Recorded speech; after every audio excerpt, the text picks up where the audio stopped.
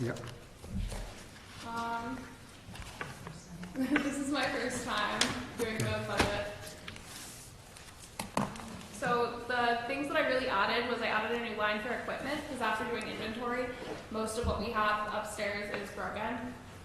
As well as the wages I added. Are there any questions with that? Why don't you tell us something about your activities down there? So since becoming interim director, I introduced a couple of new programs and events, including the Princess Tea Party.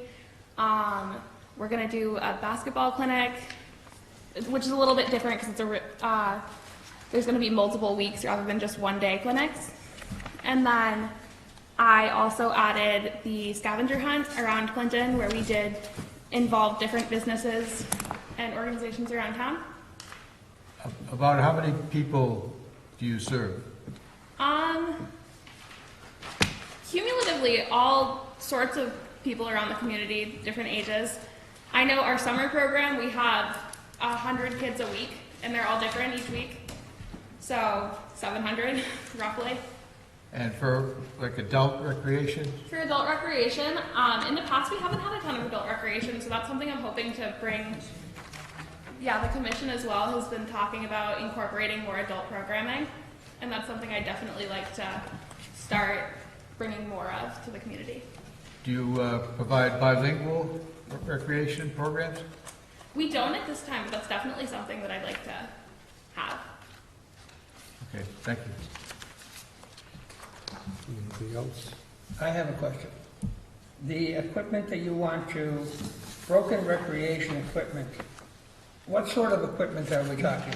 So a lot of the equipment we have for our summer program, so the sports equipment, the basketballs, the nets, the soccer balls, the different games, all of our hula hoops are broken.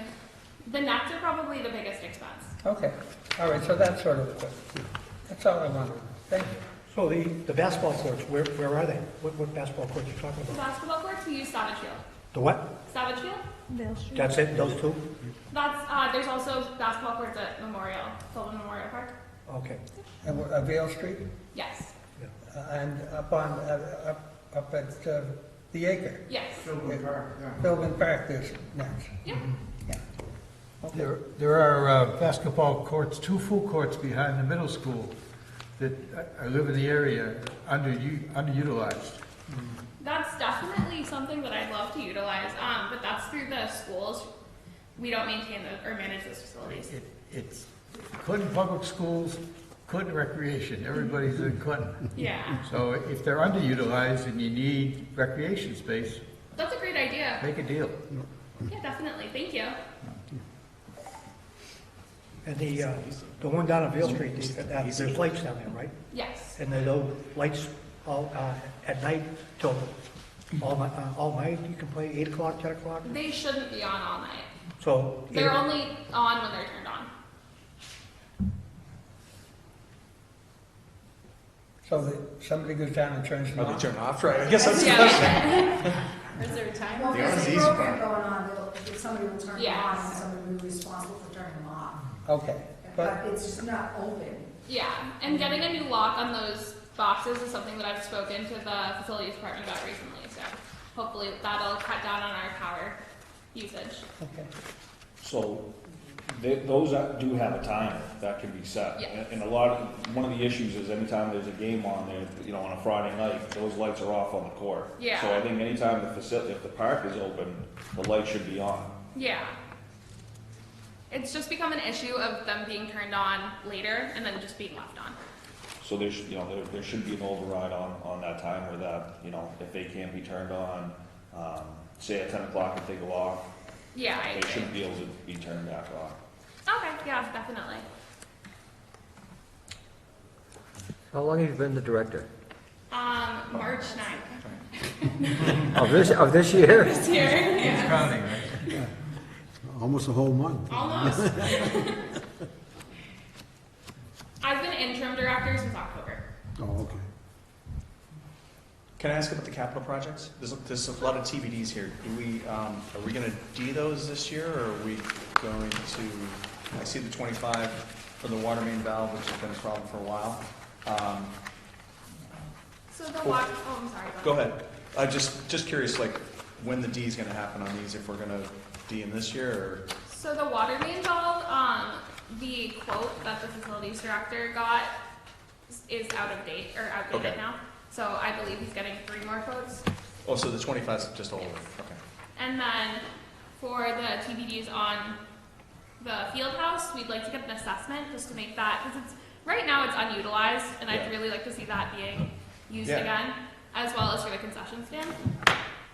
And then, the Parks and Rec building, there was discussion in the previous meeting with the previous director of getting a security system and fixing some minor, updates for the building. So is the plan to get these in place for this fiscal year? Or like the Hopefully, new, okay. Any ballpark? I mean, so field, like an assessment, I'm not gonna guess what these things I are. can definitely reach out to the facilities director and get his quotes. for Okay. that. And then what would be the mechanism for reviewing that stuff again? Are they gonna just, how do you guys do TBDs when we have bids out, we're still waiting for bids? I mean, I imagine it's not gonna be 25, so that's, the assessments, like what do we pay for I think the Armory is 40-ish, capped it at 40, so say these 3 TBDs, add up to 100, that's not nothing, but like, would they come before you again to talk about this? It's work in progress Great. until Okay. the end of May, Yeah, well, I would say probably by, No, yeah, mid-May. okay. yeah, probably by mid-May, we would need to finalize everything, just Okay. for timing. And a lot, I mean, It could be a warrant, like Mike said, it's Yeah. probably gonna be a warrant article anyway, but we need to know. Okay, thank you. Sure. it would be nice to see some more of these move forward too, because I know you're new, but like the water main was Right. brought last year, now it's again this year, and a lot of these were on the list as well, so it'd be nice to see. Yeah, some that's of my them point. move I mean, if forward. we kick these Ds down to the next, like, the grid's gonna fill up pretty quick. So, I mean, that's the whole idea of deferred maintenance. We've been paying for deferred maintenance since before the facilities director was here, so it'd be great to line this stuff up whenever we can, and Absolutely, yes. I'd love to work with Brian to get the ball rolling with Thank you. all of these projects. Anybody else? Any more questions? I guess that's it. Thank you. Thank you. Thank you. good luck. Thank you. Welcome Thank aboard. you. Thank you, thank you.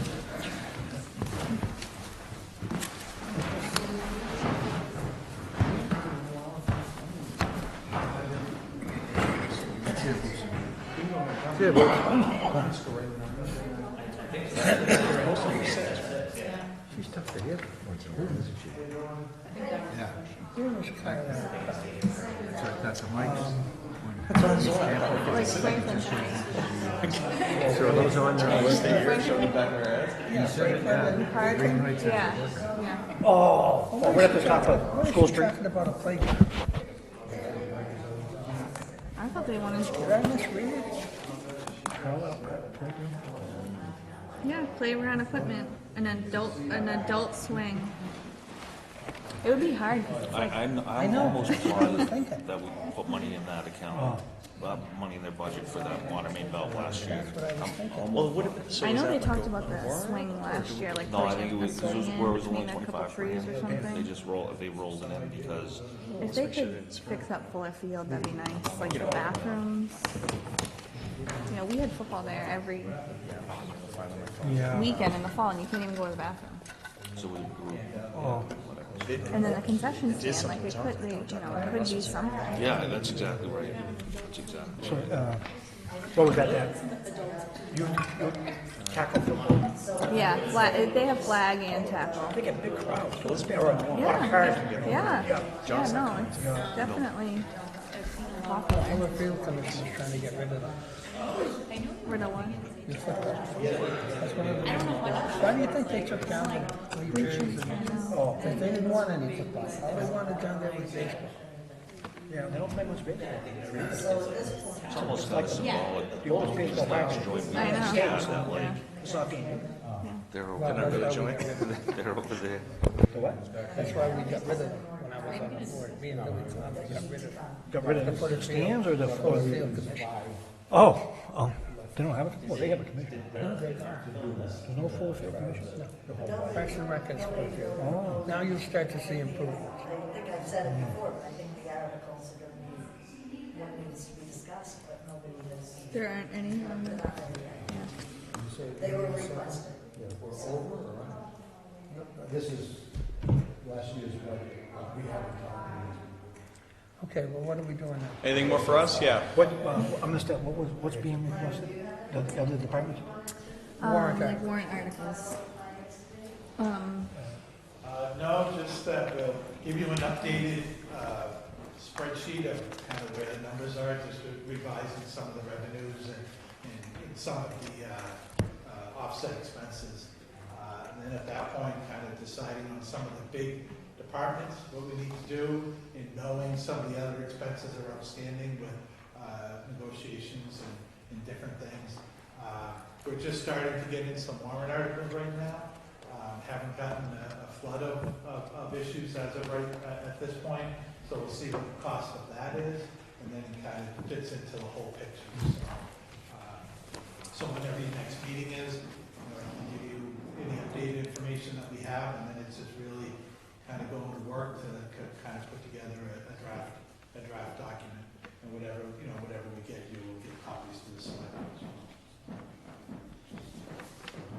So we have a due date, we need a need date? When do you need that? Due date? I mean, it just has to, usually the week before the town meeting, it has to be posted in the, on the website in the town clerk's office. So usually that Thursday, you have your public hearing, and then we finalize the budget, and that Friday, week before town meeting, it gets posted with the town clerk. So, the end of May, the 1st of June, I think town meeting's a little bit later this year, I think maybe. So by the end of May. When do you think you'd want to get together with our subcommittee to talk? I would think there's about a dozen left to do. Okay. We haven't seen those budgets yet. Okay. And this- That we're going I don't think, No, No. no, we're not gonna see them, but we'll see their budgets. Okay. And once we get those, and you'll have a copy of them Great. too, so Okay. we can take those, once those are in, then we can get Terrific. some type of final numbers from Mike, and we can. What? All right. Keep us No posted. budget, no funds.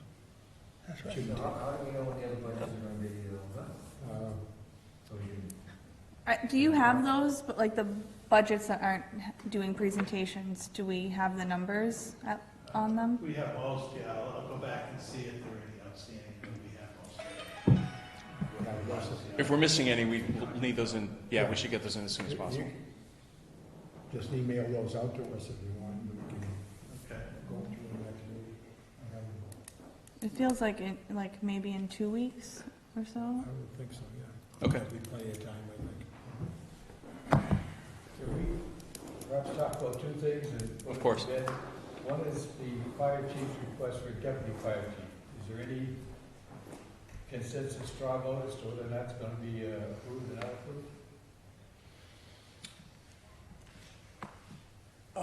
We haven't discussed it as a board,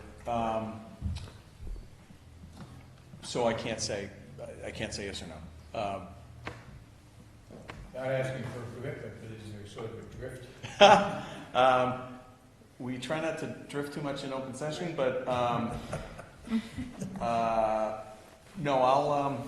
Yeah, we can get together, we can talk about it and get back to them, or put it on the message. I thought that was the point, is having us together. Do you want to talk about it this now? I mean, Okay. That was the whole idea. right. The question, I think the debate was whether we could get these services contracted and do it that way. I don't have any. I mean, would you have to? That's an open question. Right. Yeah. Right. Why don't we ask somebody to contact the chief and see if it is an option or it's not an option? Okay. And my second personal favorite is the ALS. Right. And again, I'm speaking for myself and that committee, but I don't think we can do anything in this budget. There's too many very open questions. Like, one, where do we put them, even if we want them? And can we get it? And then can we afford it? So, I tend to agree, but I'm happy to let the other members speak for themselves. I'm kind of wondering if that's something that'd be more appropriate for a town meeting, because it sounds like it's something it's more expensive, but it's gonna improve the quality of care in the community. So I don't know if we want to do it at this town meeting or maybe at next year's town meeting, but I almost think that that's something that the case should just be presented, let the people from the fire department, if they want to go up and plead their case for why they think it's a good idea, and then we can discuss what the impact's going to be financially to the town, and just offset that with the extra, it's the way it's been pitched, it's like a superior level of care and response time and everything like that. I almost think that all our job should be is just kind of to present both sides of that argument, and then just let town meeting decide what they think that they want to do. That's just my opinion on how to handle that. Well, my opinion is it's a decision for the Board of Selectmen to make. And certainly whatever has to be, what the board decides, should be presented to town meeting. But I think it's an abrogation of responsibility to go to town meeting and say, you decide whether we should do this or not. And we have, on the bare information that we have, you decide. I'm going to say again, to go into it this year, while we're still under civil service, will be a disaster. To go into it without any administrative planning will be a disaster. That overtime budget will grow threefold, because it will be the same old thing. We hired the people, 3 of them left, we're waiting a year for the list, 2 of them came on, then they changed their mind, and all this time you're paying overtime. Same old, same old. I think with that program, we've got to develop a plan. This is how we're going to do it. This is how it's going to be administratively handled, and on and on and on. I think it's fair. A condition of going into that program should be getting out of civil service. Yeah. So I think that makes sense. And I guess let me clarify. I didn't mean just show up at town meeting and just a free for all. There should be a plan in place so that if the decision is made to go that route, and I just don't know if I don't know. There's some decisions that I think are going to affect the whole town, and I can have an opinion on it, and I can speak personally, but I don't know if I don't know. I think that something like that is something for the town to decide. Do they want to absorb the extra costs for the benefit of the better care? And I can have some opinions on it, but I don't know if that's something do we want to make a decision and then try to push it? Well, I don't know who's running. Usually I'm the one telling who can talk. So, just to be clear, the town does have a say in it because they approve the budget. Yeah. I would frankly, speaking just for myself, I would rather us come up with something for them to say yay or nay, than have them direct, especially in this case, if we're talking about, lights at Savage Field, or a new basketball court, or something that's pretty one-dimensional, then I'm fine with that.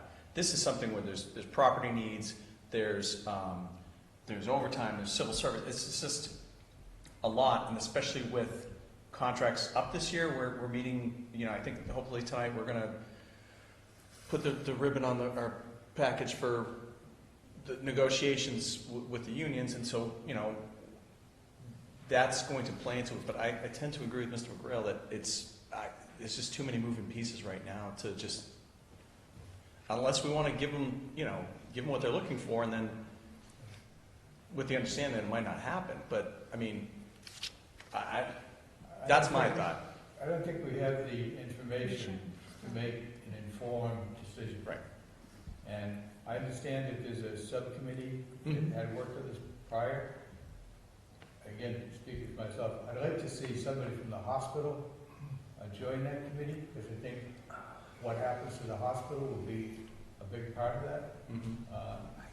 I'm not directly involved with the hospital now, so I don't know what their plans are, but I am somewhat involved with UMass and Worcester, and up to now, there's been no discussion about the Clinton Hospital closing. So, but to get somebody on that committee who can tell you, yes, we can do this, like, they can handle strokes up there, that not necessarily a cardiac can be shipped into Leominster or Worcester, but there are things that the hospital is certified to handle. I'd like to know what they are, and then there are certain things they're not. And that might enter into the decision, or at least be a factor to be considered by people who will make the decision. Go ahead. Is anyone strongly advocating for this? Because I know I've heard the fire department speak of it, but I'm still unclear if, like, is this something that they strongly believe that we need, or is it just something that they're presenting as an option for us to consider? I would, not speaking for the chief, but I believe that the chief wishes to implement. Right, he Wishes said, to implement it. to quote, "We're 10 years behind the 8 ball, and abusing mutual aid by not providing full services." But we also don't have a place for these, we don't have the people hired, we don't have a place for them to work once they are hired. I'm not sure, if we have a new ambulance, if that's going to go. That's why with that subcommittee, having not met in several months, right? These are the things that we need to address coming into the budget. So here we are now discussing the budget, and we've never really got anywhere with that subcommittee. So I don't know if it's too late to have that subcommittee do what it was supposed to do and explore the ALS services to be able to come back and make a recommendation. But, this is exactly where we were when we talked about starting that subcommittee a while ago. Well, I think the question's, to me, the question is where are we going to put these people? So we can answer that, but is that for this subcommittee or for surplus properties? Or, I guess every time we ask, we think we answer a question or get something, there's 2 more questions we have to ask. So I didn't, when we did this, I think the last time we met, I think space issues was just brought up. But, I'd love. Well, the fire station, I'm sorry, Julie. No, I guess I don't know, some of the history of it, but if we decided to move forward this year, like, if space is a consideration, I'm unclear as to, like, what the ramp-up period is, like, in terms of, like, the planning. If we approve it now, what would be the earliest possible time? Is it just hiring someone, or is the paramedic civil service as well? Or, I guess to me, there's just, like, a lot of outstanding questions as to, if we said to go and allocated money in the budget for it, like, what does that look like moving forward? And are there issues that would prohibit us, such as space, in the next 6 months, 1 year, 18 months? I'm just super unclear about this. So And is it like, sorry, Matt, but it's like, is it going forward and then, okay, so now we're planning for the next year. So we wouldn't have a paramedic or multiple paramedics in place for another year. Everything kind of moves slowly, so I'm not really sure what the time frame is. So what if we reach out to the chief and we try to answer the questions that are on the table right now, and then when we get back together in 2 weeks, if we don't have sufficient information, then it's tabled or whatnot. I'd be suspect that we could get enough information in the next 2 weeks to make a decision to allocate $250,000. Well, I'm just saying from the side of implementation, I'm only speaking from the fire side. As far as the hospital or whatnot, but if they want it to happen. Maybe you should revamp the committee. Get somebody from the hospital. Obviously somebody from the hospital would have some knowledge about this. Get some people from similar to what we did with High Street. We got High Street going. Mm-hmm. I think you need a group like that with people with, and the fire chief and people with, maybe a member of the union. A pretty wide-ranging subcommittee. That's what I would do. Well, that's what, currently we have someone from finance committee, right? We have Aaron, we have PJ, who is the union president. Oh, all right. We had Chief Lutz, we had myself and Sean, and then, there's already a good group as far, and then as like you're saying, if there's other people we can bring into the mix, Well, certainly, I let's do think it. it's a good idea, and you just have to start meeting every week.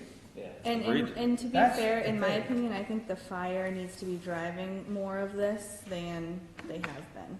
Like, this is their thing, this is what they want, their specialty, he should know everything about it, so I feel like they need to be more involved. I mean, how many emails did you send?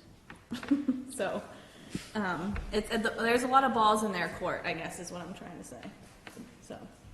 I doubt that we'll be able to get something put together for this year's town meeting. I think maybe a better approach would be just kind of, understand, maybe we should have devoted more time to it this year and just prioritize it for next year. And if we want to revamp the committee, revamp it, whatever, and then, I don't know how we could possibly put something together between now and town meeting, especially, I do kind of agree, like, I would like to see the civil service question answered, like, can we get out of civil service, or are we gonna, like, I think a lot of people think we should get out of civil service. I think that should be settled first before we take the next step into deciding if we're gonna go into this program, and then just prioritize it for next year, maybe make it in, I don't know, is it an official subcommittee right now, or is it just kind of like, it is an official one? All right, well, I don't know, I just think it's April, we're 2 months away, and I don't know what work has been done to figure out how it would look like if it was in place. Like you said, Sean, do we even have a place? The only thing that's changed since you guys started meeting is that the fire station was transferred from the schools over to the town, and that seems to be like a logical, that would be a logical place for those new resources if we could get the fire station squared away. But that would be another like unknown that we have. We talked about it at our previous subcommittee meeting about the modular, and I got the pricing for it, so that can be addressed. Feeling that you need to do a complete renovation of that old fire station to house them before we can move forward is not the case. What is modular? Like, would it be like a modular temporary modular? Yeah, space and it's a just, like, modular rent it for a building. year, or You look to- at like Newton, Yeah. Littleton, when they did their fire stations, that's where they put the firefighters. So this isn't anything that hasn't been done before. It's a modular, it's like a trailer. Yeah. So modular's not permanent. It's not permanent, it would just be, it's a temporary housing solution. So then you go back to the first question, where would permanent be? I mean, you gotta have that too, I mean, if you get modulars, it's gonna sit there for a long time, you have to look at a game plan, and everybody's saying it's not Well, there. I think that's the crux of this, like, there is no game plan. I don't think we can keep kicking this down the road if we're 10 years behind and other communities are doing it, but it feels like there should be a 1 year, 3 year, 5 year plan to phase this in and check all the boxes that need to be checked. Well, I know it was floated on the public safety building, right? I don't know. There's ideas out there, but Yeah, I don't think it would hurt us to be able to look into it again, to put something together for this fiscal year. Not in terms of making it not with the intention of getting it to town meeting, but at least seeing where we can get within the 2-week period, and if it's not, then No, we'll yeah, table it, absolutely right? do that, yeah. And there might even be things we can do at town meeting to like start to set the stage to eventually officially go over into it, but I don't know if we'd be ready at town meeting to make like a commitment or to advocate for, I just don't personally, there's very few things that I don't feel comfortable just saying, I think that this would be best, and this is one of them, because I just think it's just really a question for the whole community, because it's gonna be, and I do wanna hear what the fire department, I'd like to hear more of a stronger opinion from them on what they feel about it, and how, how critical this is, because, if it's something that we think we need, that's great, but I just think it's something that, again, it's better response time, better care, but it's also associated with a bigger price tag. And I just think that it's our job just to have a plan in place in case we do move forward on it, but to just present that at town meeting and see what the temperature is on that. Now, two towns cover for us right now. We ask them to cover for us. Do we know if they have problems getting people to fill those positions?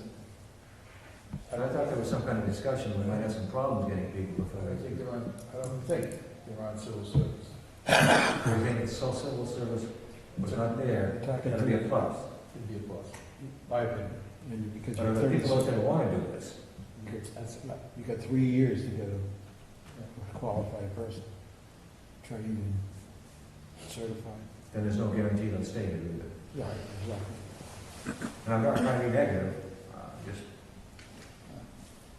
But, you know, to that point on civil service, I mean, right now going into contract negotiations, what are we willing to give up financially to get civil service from the fire department?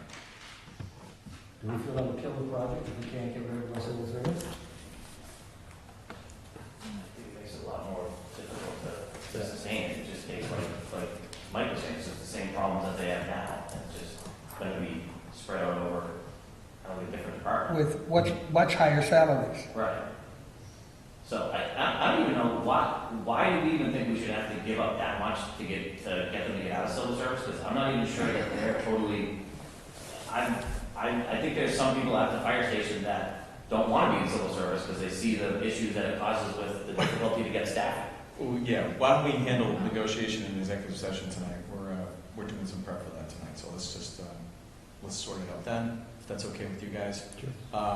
We'll talk about rebooting our subcommittee and getting together soon to see at least what questions we think we can answer in the next few weeks, months, and then we'll reconnect either when you guys have the other missing budgets or when we have something to tell you, hopefully soon. So just before we move on to this, so you had mentioned about administrative implementation. Was Yeah, who's going to supervise them, where are they gonna sit, et cetera, et cetera. What sort of ambulance do they need? Blah, blah, blah, blah, blah. Are we gonna have a training program for existing firefighters, that EMTs that might wanna move on? I mean, there's all sorts of it.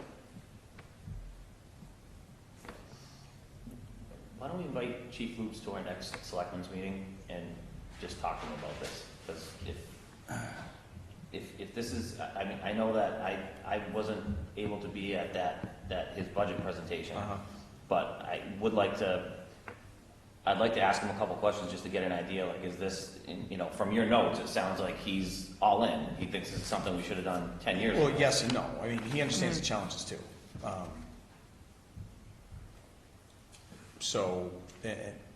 I kind of just want to get a clear message. Is the fire department, like, are they saying, like, we really need to do this, or are they just saying this is, like, a nice to have that we should consider? Because that's kind of what it feels like it's been like for the last couple of years, and I just don't know enough about that world to say definitively yes or no that this is something that we absolutely have to do. Okay. And just from the finance committee, my opinion on the finance committee, this is not a one-time thing. Once we put this Oh, yeah. in place, it just keeps growing Right, from now on. right. Okay.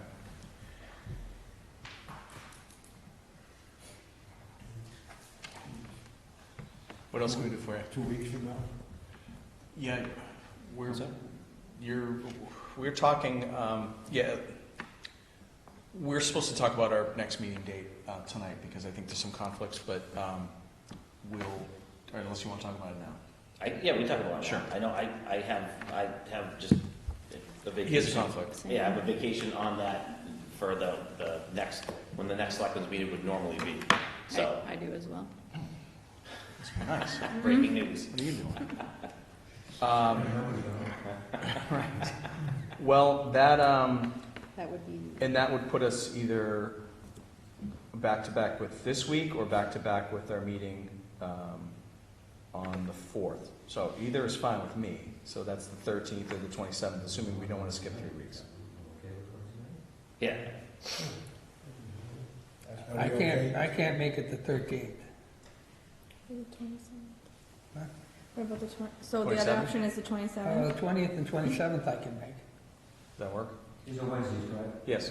Yeah, what is your people 20th now? April. For us? The 20th is when we normally meet. We They have can't two do the conflicts. 20th. Oh, I thought you said it. We're supposed to meet on the 20th.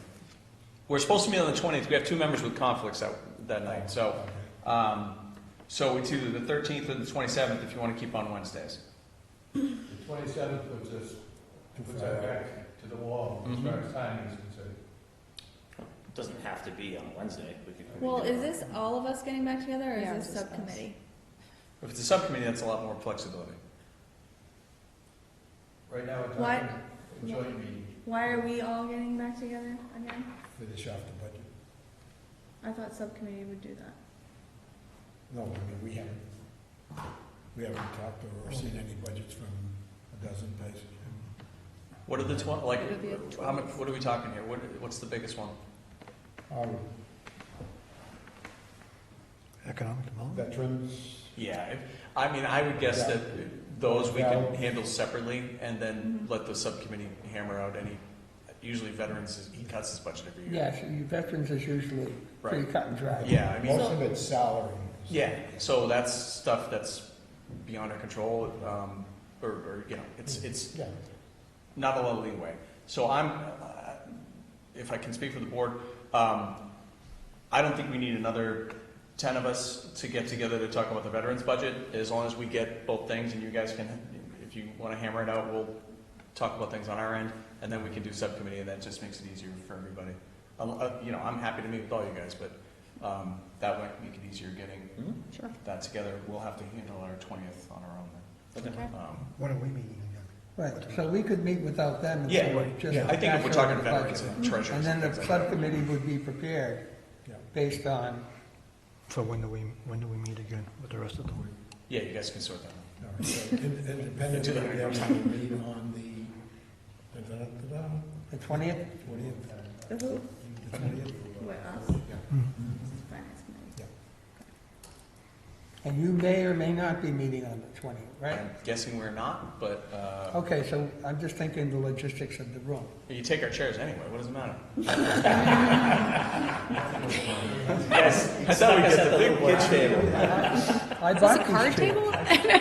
table? Me and Billy Connolly picked them out. When you see the sign, selectmen on the steps out there. All right. All right, so we will be in touch about the subcommittee meeting. Thank you. And we'll meet the 20th?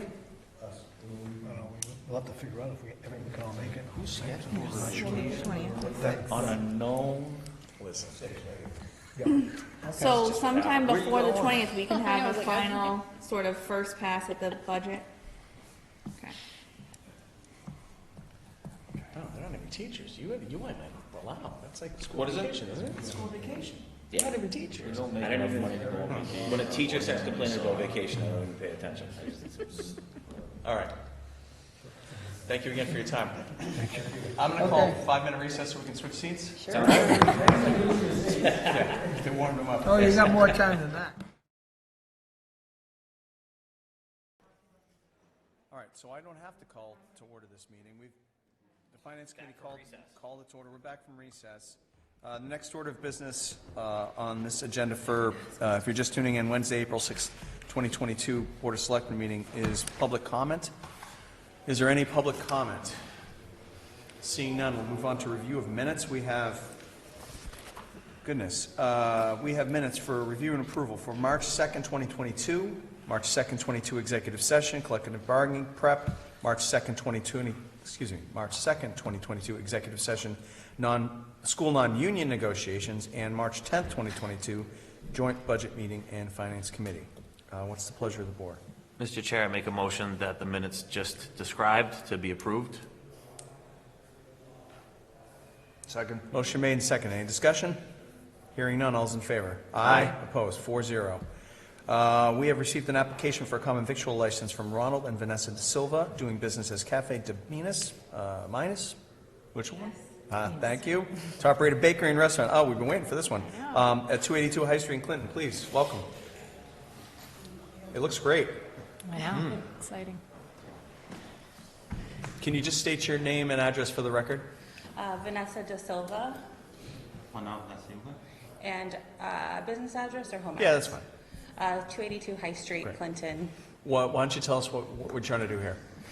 We are trying to open up a delicious bakery and restaurant for everyone to experience in Clinton.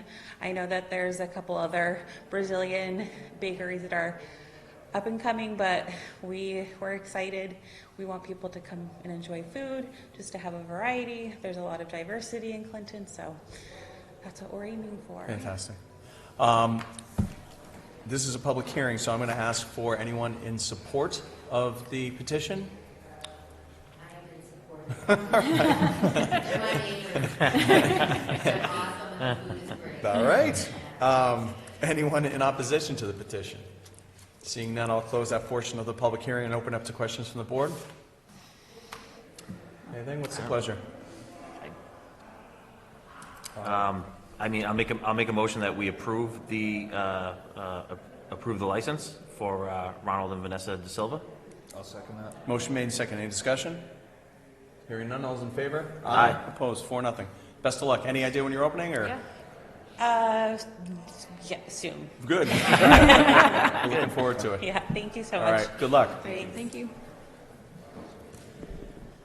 We have received a request to enter into negotiations for a host community agreement with Delivered Inc. to operate a cannabis delivery business at 75 Green Street in Clinton. There's information in the packet. Is there anyone? Please come forward. Could you just state your name and address to the record, please? Absolutely. I'm Ruben Sadie, and the address is 75 Green Street in Clinton. Can you tell us a little bit about what you're trying to do? Yeah, and I did bring some PowerPoint slides for you guys. If Great. Thank you. Thank you. Thank you. Thank you. Thank you. Yeah, so first of all, thank you guys for allowing me to be on the agenda today and to present my business. So my name is Ruben Sadie. I'm one of the co-founders and co-CEOs of Delivered Inc. We are a cannabis home delivery operator, and we are seeking to apply for our second location here in Clinton. So we want to begin the HCA negotiations so we can then submit the delivery operator provisional license to the Cannabis Control Commission. Our team has local or deep roots in the area. Both me and my partner grew up in basically next door to Clinton. I'm from Fitchburg, and my partner is from Worcester. So we really care about the community, and we care about being good neighbors while we're trying to build our dreams at the same time. So a little bit about myself is that I grew up in Fitchburg.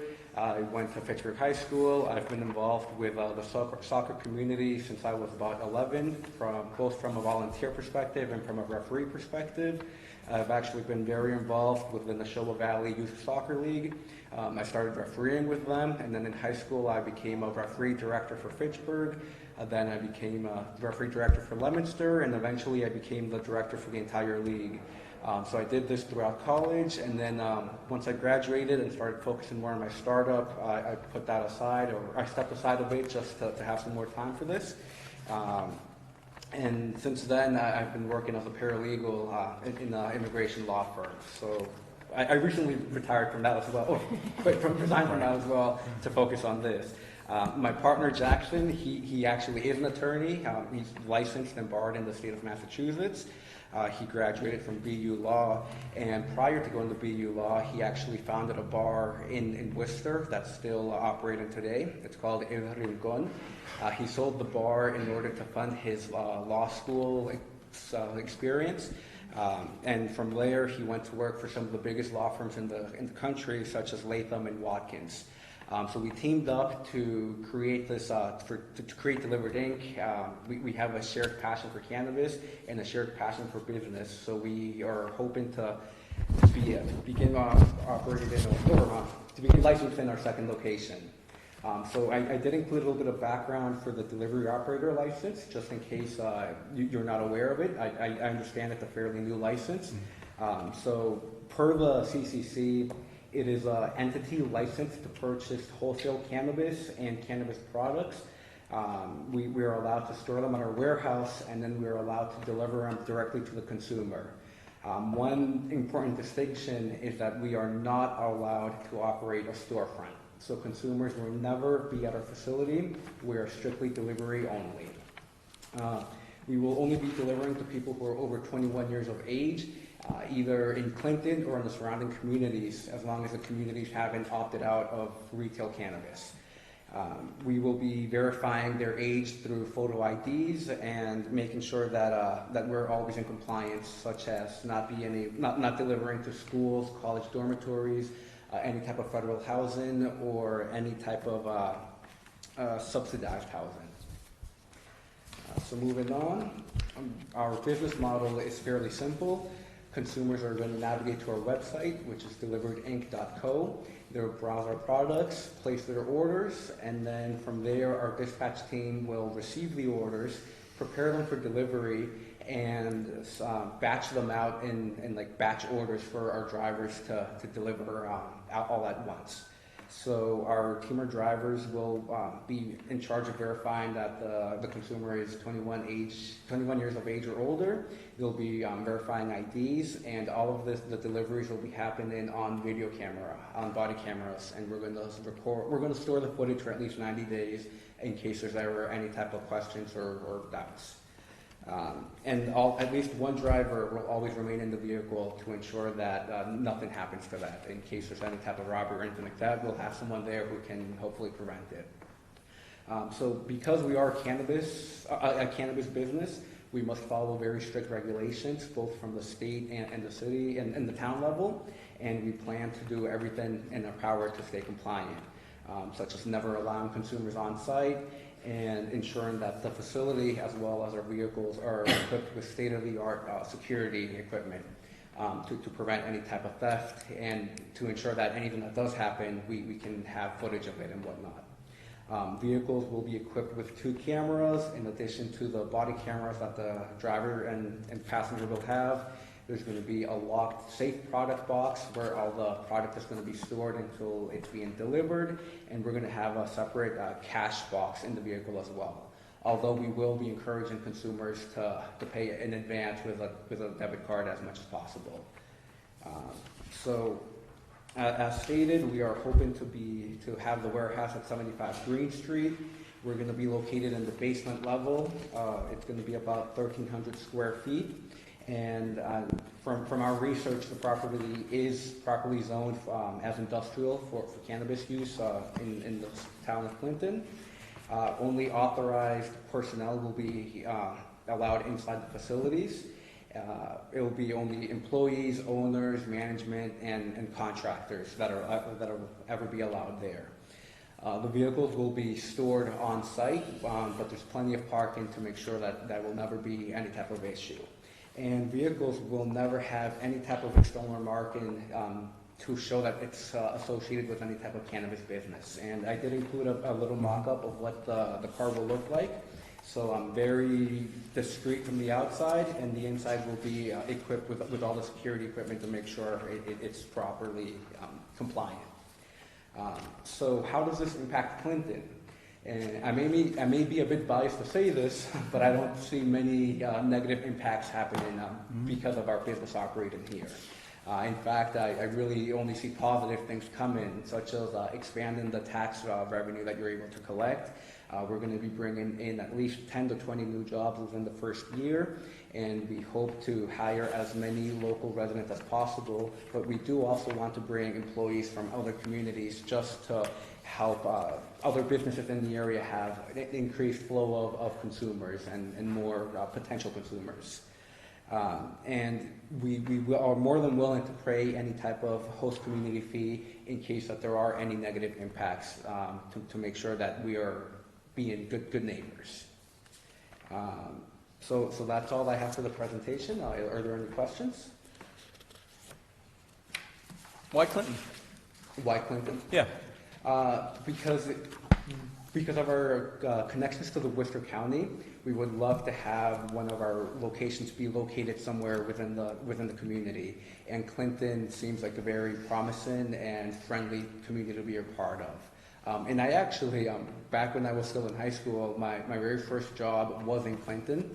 So I really do have a meaningful connection. I worked at the McDonald's on Main Street for like 2 years, made some really good friends. I'm still in contact with a lot of people since then. So this would really be bringing it full circle for me to have a job here and now bring more jobs for other people to have some type of opportunity to move forward.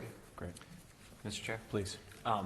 When you verify the license, is it just a visual, or is there any kind of a scan, or does the license get like a picture taken of it for like documentation purposes? Yes, so the consumer will have to upload the license when they're placing their order. Okay. So we'll be storing it for at least 90 days through that, and then in person it'll just be verified. Okay. And my only other question is, here, participation in local civic business and philanthropic organizations. What kind of activity or engagement are you planning on getting into in regards to that? Or like if you've had previous businesses or previous sites, like what kind of, local civic type of things have you guys done? Yeah, so in Holyoke, that's where we have our first location. It's currently provisionally licensed. We're still in the build-out process. But one of our initiatives over there is that we're starting an incubator program where we will educate potential entrepreneurs and hopefully cannabis entrepreneurs and show them the ropes, show them what type of strategies they can take, how they can kind of make their dreams into a plan and then into reality. And we do hope to provide some type of funding to at least one of the participants of our programs. Okay. And then here, more locally in Clinton, what I have in mind is working alongside, my initial goal is to work with the local soccer programs and provide some type of resources to them. Sure. Maybe have like a volunteer day where our team goes out to the soccer fields and ensures everything's running smoothly over there. But at the minimum, some type of financial donations to them. Okay. Thank you. Any other questions from the board? Mr. Chair, I make a motion that we enter into a host community agreement with Delivered Inc. Enter into negotiations. Enter into negotiations for a host community agreement. Thank you. I'll second that. Motion made and seconded. Any discussion? Hearing none, all's in favor? Aye. Opposed? Great. If you want to check in with Michael, and we'll hook you up with town council and figure out. I know we've done one of these before, so Michael, next steps? The next would be to discuss with town council Right. A host community agreement and then bring back to the board for Okay. final approval. All right, so, Michael, hook you up. So that'll happen via email, I presume? Yeah, I think town council will reach out with an email with the draft, and then you can go back and forth on discussions, and then we'll put it, once that's done, we'll get it on a subsequent selectment meeting as soon as that's agreed to. All right, awesome. Thanks for coming out. Thank you so much for having Best me. of luck. Thank you. Thank you. Next up, we have representatives from Wheat. With some good news.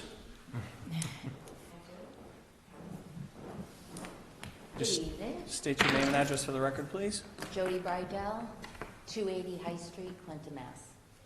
And Mitch City, I'm in Milford, Mass. Great. So, thank you for having us here tonight. I brought a few notes to talk a little bit about the project that we are working on for the town and for our organization. As most of you know, Wheat has been in search of a forever home for a long time, actually 15 years to be exact. Back in 2007, we purchased land on High Street to do that very thing, and it never came to fruition. Now, we're here in 2022, and we're trying to continue forward with making that goal a possibility. That was really the main reason why I came back to Wheat.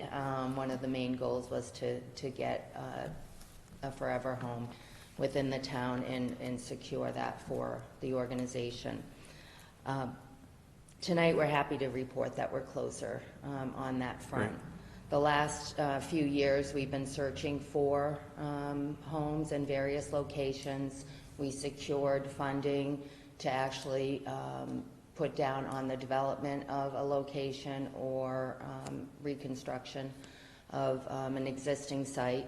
And we've been looking at various places since that time.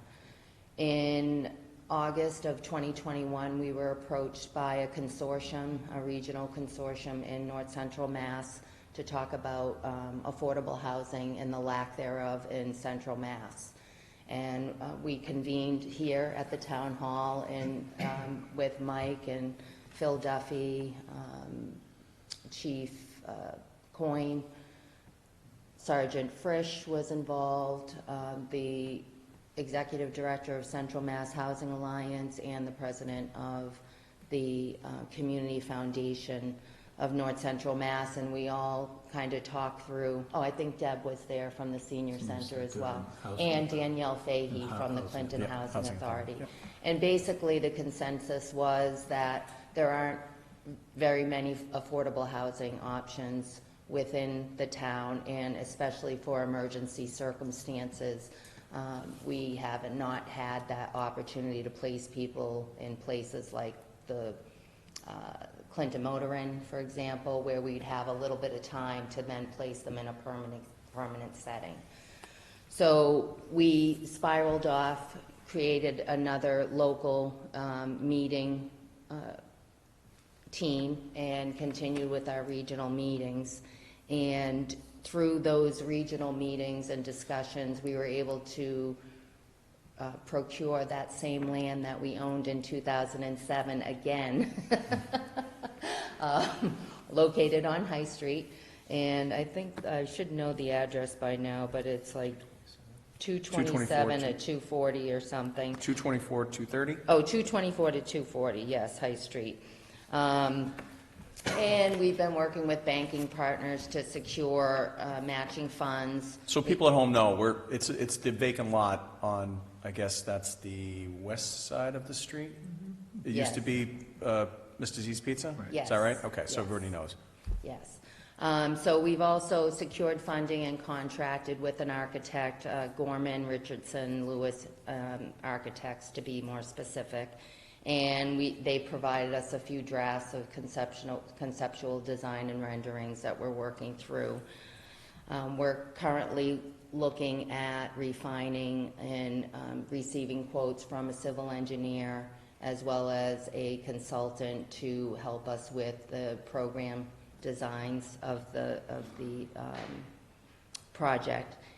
And we've had informal meetings with, I went in front of the planning board back in December and spoke to them about the project, and they were very supportive of it. I've had conversations, many with probably more than you like, the town administrator and Phil Duffy, and I had a conversation with your chair, Sean, and basically Senator Cronin, Representative Kilcoyne, DHCD that Mitch has spoken to, and then our donors and other service providers to kind of basically just get our ducks in a row before coming forward and publicly, talking about the project. We really wanted to respect the process and everybody as, in part of it. So right now, the design of the building includes 4 floors. All of the access, except to hidden treasures, would be at the back of the building. The basement floor would be the community cafe and the food pantry. The first floor would be hidden treasures, and that would be accessed through High Street. The second floor would be offices, community space, training and development, and then the third floor would be housing. So that's the general design of the project. And our next steps really are to meet again with the planning board. I was hoping to get on this month's agenda, but that may be pushed off till May 3rd.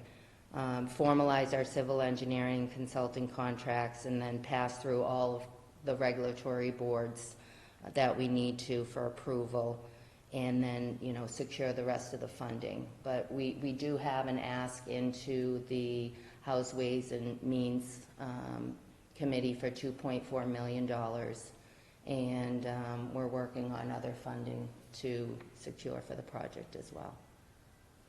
Can you talk a little bit about the housing and what that is going to let you do that you can't do now? The housing unit would allow us to basically do the same thing we did with the Clinton Motor Inn, but for a longer length of time so that we are actually setting people up to succeed and move into permanent housing. Great.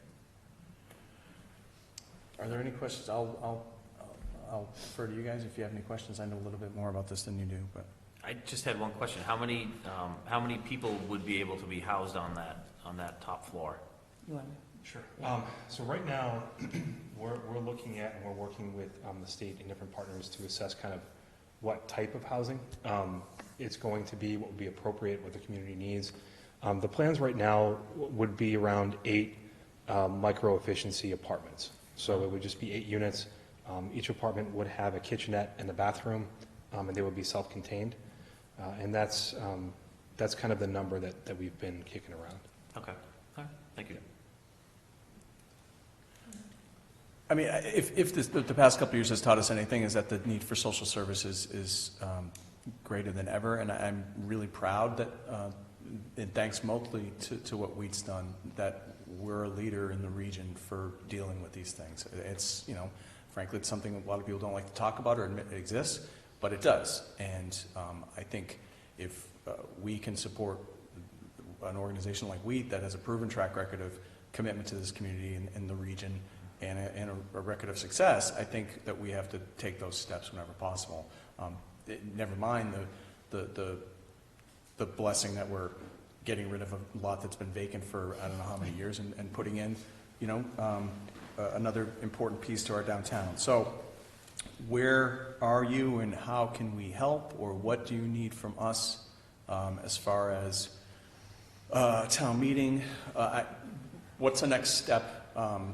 Do you just want to let us know what's going on, or are we, where are we in this process? Like, what can we do next? Well, we definitely wanted to make sure if there were any concerns that we answered those, and put everything out on the table so that we could have the conversation. But certainly we'll continue to keep you updated. Great. We would definitely love to have a letter of support. Okay.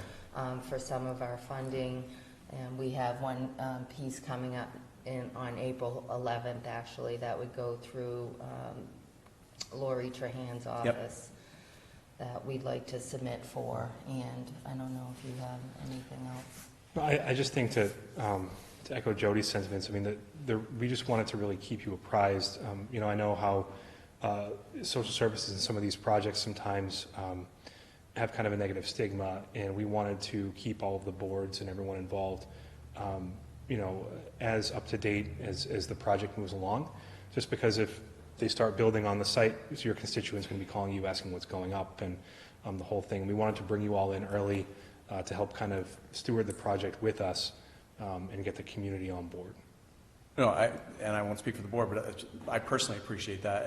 And as I said before, I mean, Wheat's been nothing but as just a partner in this thing. And yeah, I mean, it's hopefully that we've all had such a rough couple of years that people understand that the stigma shouldn't exist. We're talking about people in our community, people in our region who need help. This should be a place, if we have the resources and the people willing to help out, this should be a place where they can come and get that help. So I'm thrilled you guys are doing this, and look forward to helping you any way I can.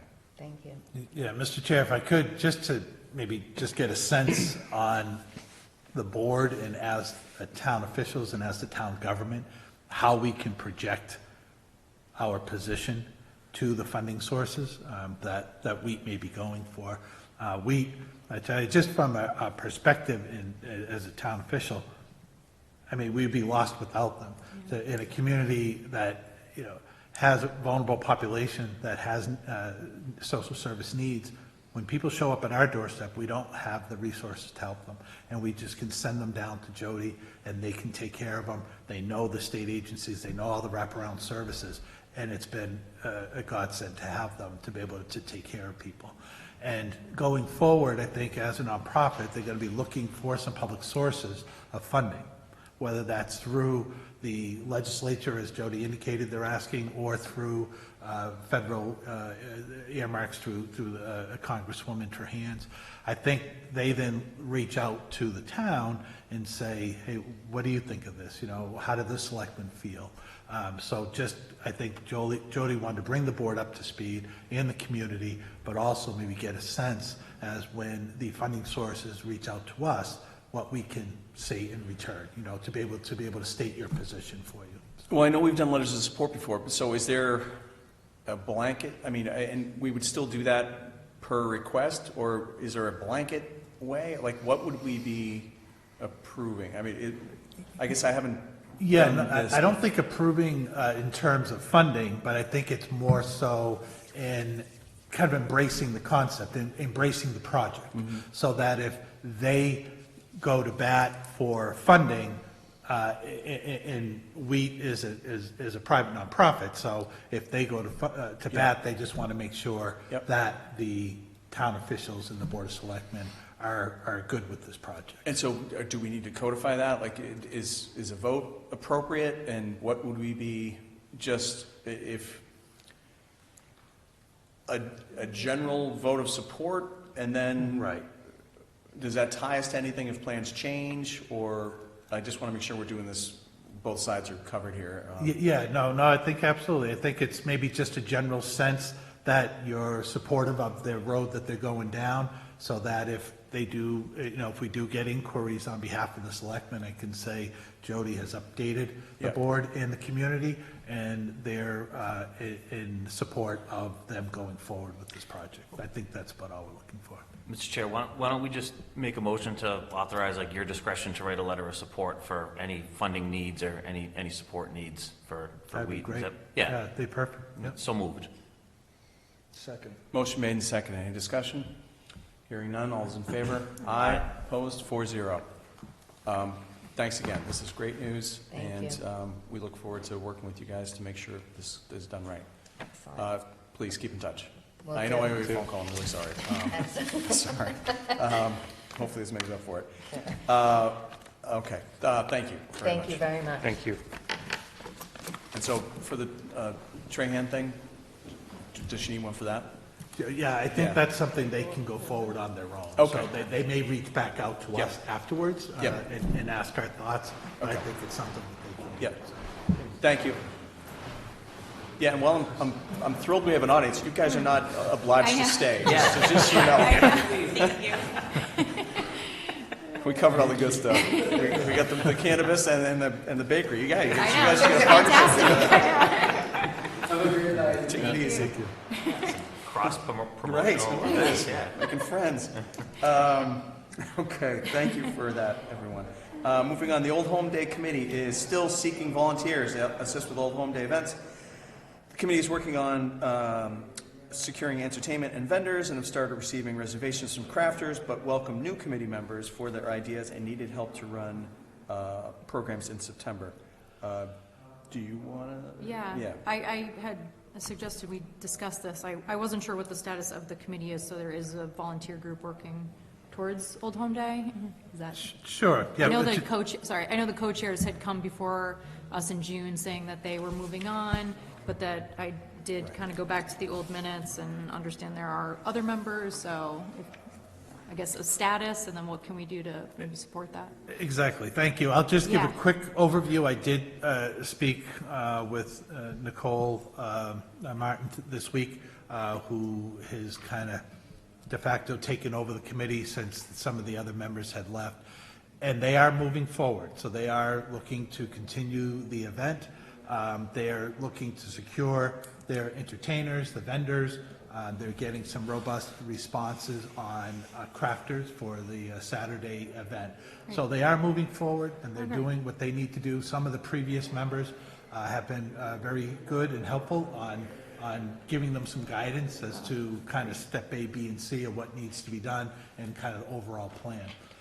But they are certainly desperate for more volunteers. So certainly the committee would love to have some help for ideas and to help kind of make some calls and do some administration. But also, too, the day can't, the weekend and the two-day event can't happen without people to help run it the day of as well too.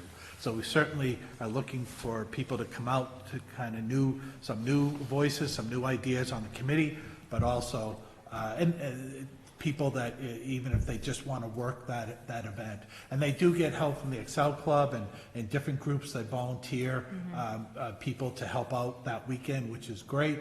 But they do want a core team that knows the event. So if the volunteers come up and ask questions, there have to be people that are kind of supervising and running it. So, so right now there's only a couple of them, and they're keeping it going, and I thank them for the work that the help they're doing, but that they do need help. They have talked with the Director of Economic Development, and he is going to have the new downtown coordinator consultant work with them and be part of that group as well too, and give them some guidance. So they're welcoming that help once that person comes on board. But in the meantime, if there were any community volunteers that would like to get involved, they meet. They have a monthly meetings. They meet once a month. It gets a little bit busier in the summer prior to the event. They meet more often. But if anybody's willing to come out, after talking to Malone, we did put a notice back up on the website asking for more volunteers. But at least to know that they are going forward with the event, and it is planning on happening. I'll bet at this point the same as they've done in the past. But if there's any new ideas or restructuring, they're open to any thoughts. Okay.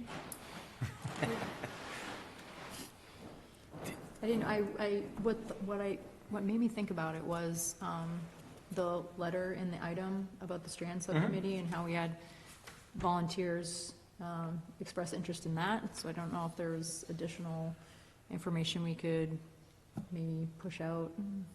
Yeah, I mean, like it's on the website you had mentioned, like on our social media or something, just letting people know that their, help is welcome. And I'm happy to hear that it is moving forward. I wasn't 100% sure, but I'm grateful for the time and effort that they've put in so far, because I think it's an important community event. When, Mr. Chair, when they were here last in June, didn't they indicate or insinuate that like maybe we should consider some kind of a stipend or some sort of a monetary? They didn't say anything like that. I thought I remembered that they made some kind of a, stipend is the best way I could describe. I thought like they were, if that was something that the town would be willing to do for the amount of time that they put in and how much the benefit is to the community. And I think it was the thought was maybe it was just for the, like either the main person in charge and maybe the two people in charge or something. And I don't even know how that would work if we can even do something like that. But I don't know if it'd be worth considering, because we just keep running into this a lot. I mean, I don't know if it's just the way things are now, but the days of volunteers running programs, it just seems like it's dwindling down and down. And so I don't know if some sort of a minor monetary kind of compensation for people's times running these events would like motivate them to stay engaged. And I know not that anyone would do this for the money, but it is a huge benefit to the town. So it's more of a question than anything else. Like, is that even possible? Yeah, I think and again, I don't want to speak for them, and I don't recall that the conversation, what they're looking for. I think in the past, there was some maybe discussion about having some funding for an event planner. Okay. I think the committee members, volunteers would love to get together, be on a committee, give their ideas, help out when they can. But in terms of a large event like this, it takes hours and hours and hours of work. So if there was a point person, like an event planner, that they could pay, a monthly stipend or a yearly fee or whatever, and they could be the point person to kind of make all the calls, set things up, and then the committee could give the input and help with fundraising, help out the weekend of the event, and volunteer that way. So I think that may have been what they were kind of hinting towards, something like that, you know. Okay. Would that be like a donation, or would that be something that we would be able to provide for assistance? If we, you know, we could reach out to them and say, you know, would an event planner help you guys with Old Home Day? Is that an appropriate question to ask, and can we fulfill that request? Yeah, I mean, I think certainly you can reach out and ask them. Okay. And it would be more of maybe contracting for services, you know? Sure. Say, it would be more of someone that would have that expertise, and it would be, whether it's through this new downtown consultant or Right. through somebody in addition to that, I don't know. That's something we can talk about. That's what I was looking to, before we, you know, listen, I would love that everybody is organized and has their own event planner, but if we're talking all big tentpole events, I'd love to see what Phil's person is going to be doing, and if, you know, if they have any ideas on how we could line things up better and have a little more consistency where maybe things aren't all bunched together, you know, I'm fine. I guess I'd much rather bring in a professional to help guide the people who want to volunteer than to just start throwing money at people. Sure. And that's going to increase more volunteers. It's better bang for the buck. And, you know, I have no doubt that the people want to help, but yet bandwidth is at a premium these days. And running an event like that is not like, you know, putting on a school dance. That's a huge time commitment, It's a big, big event. And it would probably be especially beneficial, since this is one of the first years that like a new crew is like starting to do this, so they probably lost a little bit of like know-how from the old guard moving on. So yeah, I don't know, it could be something as simple as maybe we can talk to Phil and see if that's something that the downtown coordinator, instead of hiring a separate event planner, can we just like ask Phil to prioritize that event for the downtown coordinator, and he like helps out, you know, so many hours per week or something like that.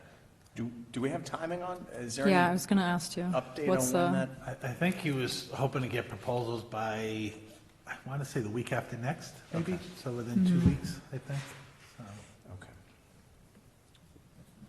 All right, that's definitely something to circle back on then. Okay. I put Memorial Day on here just to dovetail into that, because I know, I mean, these are, and that's been quiet, it's been at least reduced for a couple of years because of the circumstances, but that's another, you know, even smaller and more dedicated crew. Yeah. And it just, not that they can't handle it, but I know they would love the support. And it just, I mean, it goes back to the bigger issue we were talking about. And I don't know, this might be irony, but like, we're probably talking to the same 25 people who are volunteering for anyway, sure. the people who are watching the show. Yeah. So Right. I'm not sure how we get out of this echo chamber. But these are events, like, it's not even like volunteering for a subcommittee where you have to just go to meetings.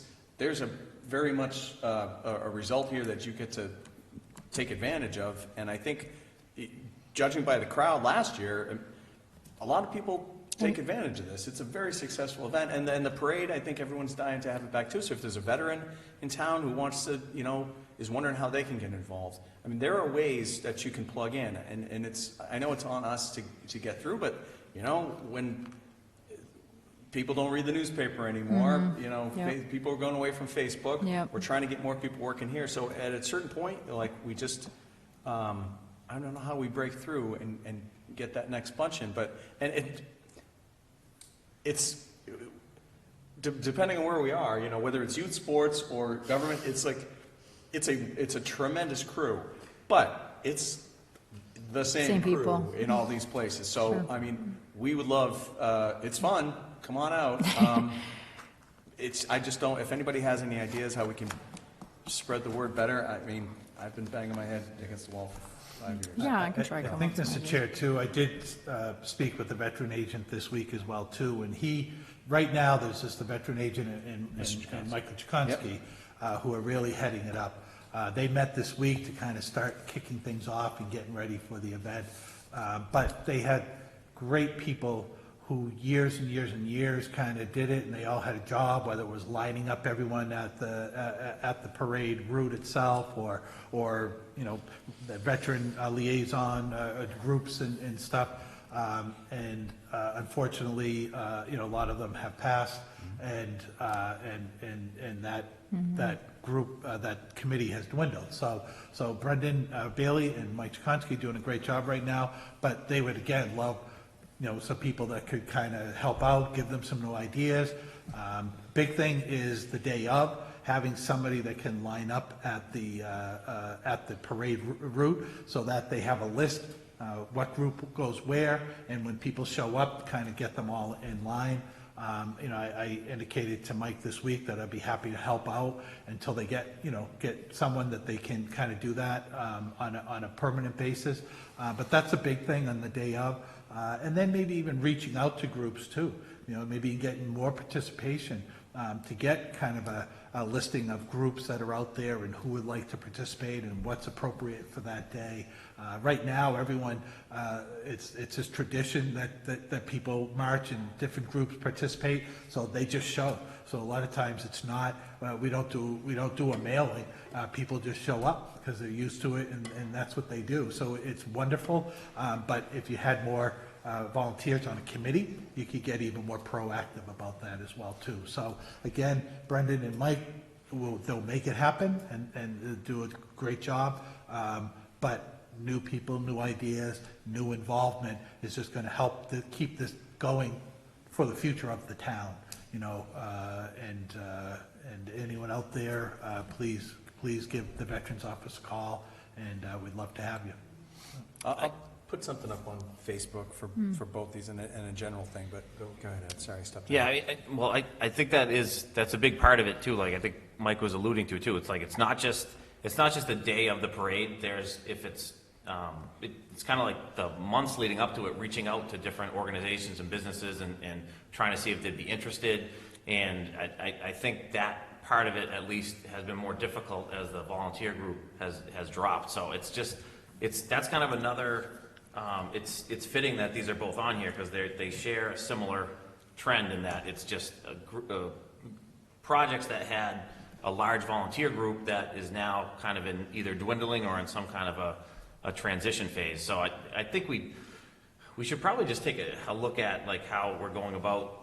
Do we want to start like budgeting some money aside to help with some of these planning of these events? And I mean, one of the things, just as a side discussion, I always mention too, just talking to Brenny when he talks about this parade is, we have at the high school, there's National Honor Society students that have community service that they have to fulfill. Yeah. So, I mean, that would be a great way to, because you're meeting different organizations in town. You're kind of learning about like Memorial Day and so there's nice ceremony in the park. So there's a lot of benefits, civic engagement. There's a lot of things that could be learned. So it's appropriate that our superintendent's here so we can rant about that later. But no, I just think the days of just counting on people to volunteer for some of these events, it's just for now, it's in a little bit of a low period. So, we either have to think of some ways to formalize this process a little bit or maybe have some events where the purpose of the event is some sort of entertainment, but then we have volunteer groups that are looking for volunteers, that are, people can show up to some sort of a event and then kind of go around and walk around to different groups and see if it's something that they would like to volunteer for. So maybe that's something we can do too, but I just feel like we have to do something because we can't just sit back and wait for volunteers to show up because it just doesn't seem like that's going to happen. I feel like the last time Phil was here, he was alluding to an event similar to that, kind of a group of, He must have heard it from me. Just kidding. I don't know, Yeah, we've mentioned. why is it stuck in my brain? No, I feel because like we did talk about talked- it. There was someone at one of my MMA things that they do a semi-annual thing, and it could be everything from, what days the DPW talking about recycling or how you get rid of a mattress to the Boy Scouts to. Yeah, it was like a hodgepodge of right. So things. kind of like a Clinton 101 for Okay, town maybe I'm thinking services something and how you get involved in anything. Okay. And of course I got that idea just before we shut down mass gatherings. So maybe that's time to look at that again. Biannually or something. In the spring and the fall for new families who, and we talked about when we first started the marketing committee, doing a welcome packet for that people could download, like a PDF off the website. This would be kind of a more dynamic version of that where people could come out and talk about what they do and new people could come and learn more. So Mhm. I will highlight that. And yeah, let's circle back to Phil when we know what's more about that. Yeah, the event, coordinator. because I'm dying to meet this Yeah. person. Well, hopefully hopefully it'll be, once the proposals are in, it Yes. will not take a lot of time to. No, spring's coming. Yeah. Okay. There is no administrative business. We'll move on to old and new business. The Board of Selectmen have to enter into an agreement with the Massachusetts School Building Authority to conduct a feasibility study of the Clinton Middle School. We, as you might remember, we approved this at town meeting last year, funding for it. The Clinton Middle School Building Committee has been meeting, and we reviewed a draft. Please remind me what it's called, Dr. Meyer. Services for the Owners Project. Oh, Owner's Project Manager, right, at the OPM. So, to get this before the state, we have to enter into this agreement. Do you want to come up and just explain, because I'm fumbling all over the place? Thank you. So pretty much what we have to do is have the local authority take a vote to enter into the feasibility study agreement. And basically all this says is that, we approve funding for a feasibility study, but we're going to get probably close to 80% of that funding reimbursed. But in order to get reimbursed, we have to follow their guidelines. So essentially this is a lot of not really negotiable language where they outline their guidelines. So it's pretty much if you're gonna be part of their program and you want the reimbursement, then these are the rules you're gonna play by. So it's really kind of a, if we're gonna go down this path, this is essentially a procedural move, but we just need to have a vote so that everyone's aware of what we're entering into, and then we can move forward with trying to get our request for services out to get an owner's project manager. And then that's really a big step once we're able to actually procure an owner's project manager. Now we really have sort of a professional that's going to be endorsed by the MSBA to really help guide us through as it gets a little more challenging. So take a little bit of the heavy lifting off of just us and put it in the hands of a professional who's really going to be able to work with finding a designer, conducting the feasibility study, looking at the options, and helping us. The building committee will still be part of that, but it'll be someone who can kind of lead us, who does that as a profession. Great. There's a draft agreement in the packet. Is there any questions? No. It's a pleasure of the board. Mr. Chair, I make a motion that we enter into the feasibility study agreement for the Clinton Middle School. I'll second that. Motion made and seconded. Any discussion? Hearing none, all's in favor? Aye. Opposed? 4-0. Thank you. Do I need to sign anything, or? We probably got to get a copy signed. We can figure that out if you want. I can do it. We can probably do it electronically or something, but we'll get it done. All right. All right. Thank you. Thank you. Brown and Caldwell Engineers is recommending award of a construction contract to David G. Roach and Sons of Southbury, Massachusetts, in the amount of $6,363,000. How do I say this? I know. I usually write this up at town meeting. No. Oh my goodness. $6,363,691.90 to conduct the dredging of South Meadow Pond and final closure of the Clinton landfill project. There's information enclosed. What's the pleasure of the board? Mr. Chair, I make a motion that we award the contract for the pond dredge landfill closure project. I'll second that. Motion made and seconded. Any discussion? Hearing none, all's in favor? Aye. Opposed? 4-0. And just to add, Mr. Chair, this we'll be looking to get started as soon as possible. It's all part of the consent order for the landfill capping. The pond dredge will hopefully be done by the end of the summer. We can't bring any new materials into the landfill after October 31st. Yeah. So that will all be done by the fall. Then the final closure will take place. A lot of that will be done by the winter, but they may have to come back in the spring to finish the final grading and cover. That work can be done up there, just no materials. Right. The shaping materials can be brought in after October 31st. So the pond dredge will be done first, and then the closure will be done after that, and then the project, probably by this time next year, should be closed out. There will be an extended period of monitoring, maintenance and monitoring up there, probably for at least 30-plus years probably, where there'll have to be yearly monitoring of the wells and also taking care of the grass and the vegetation cover up there as well too. So it's been a long project, but it's coming close to being completed. Okay. Can I And ask should a probably quick note in the question? motion that, Oh, sorry. I was just gonna say, I should probably note in the motion too, that the awarding it to David G. Roshan and Sons of Southbury, Yes. Massachusetts. Right. Just to be clear. Go ahead. I don't have a question about the dredging. I have a question about something else. Well, About the landfill? what- yeah. Okay. Where do we put our trash after this landfill's capped? Where are we putting our trash after the landfill's capped? Well, there's no trash. We're not putting it going there up now. Yeah, we right have- now. Oh, we're not? Yeah, Okay. so right now, the trash is being taken to Harvey Okay. and Sons, to their transfer station right now. So every day, our trash packer drives over to Harvey and disposes it to their transfer Okay. station. So we have, okay, thank you. Yeah, we have. We haven't been using it. All right, moving on. The Clinton Veterans of Foreign Wars Post 523 is requesting permission to sell buddy poppies at the intersection of Chestnut Street and Church Street on Saturday, May 29th, 2022, between the hours of 9 a.m. and 2 p.m. to raise funds for veterans' causes. This letter includes in the packet. What's the pleasure of the board? Mr. Chair, I make a motion that we approve the request for the Clinton veterans to sell buddy poppies at the intersection of Chestnut Street and Church Street on Saturday, May 29th. Second. Motion made and seconded. Any discussion? Hearing none, all is in favor? Aye. Opposed? 4-0. The Clinton High School Scholarship Fund has sent letters requesting donations for senior scholarships. Last year, the Board of Selectmen donated $250 for this cause. There's a letter in the packet. It's the pleasure of the board. Mr. Chair, I make a motion that we donate $300 to the CHF Scholarship Fund.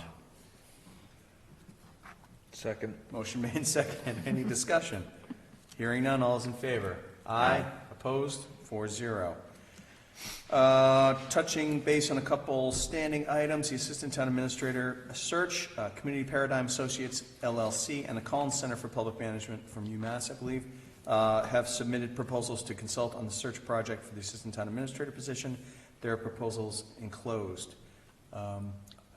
Just to mention, Mr. Chair, I know this afternoon, we just got another that second proposal that you talked about just came in this afternoon. Okay. So I know probably was a lot of late notice for the board. We're back after the last meeting. We sent out request indicating that we needed, action at this meeting. So it just came in today. So the other one we got last week, but the second proposal just came in this afternoon. So. Are we looking for a motion to choose? Well, I'm open to anything. I think we wanted to see what was out there. Right. So, Where does this currently stand with the Personnel Board, this position? I mean, I Or can let where Michael is speak it? to it too, but my understanding was we're still waiting on feedback from their salary study. I don't know if did It's they been- meet Monday? No. Oh, okay. Tomorrow, the meeting is set up for tomorrow, so they're supposedly finalizing that tomorrow. The same with the next agenda item. They're also naming a representative to start the interviewing for the HR position, and they're doing that tomorrow as well too. So, so at this point, that's still being finalized, but it should be all wrapped up this week for actually the Collins Center is the one doing the market study, the non-union market study, and they are presenting their initial findings to the board tomorrow.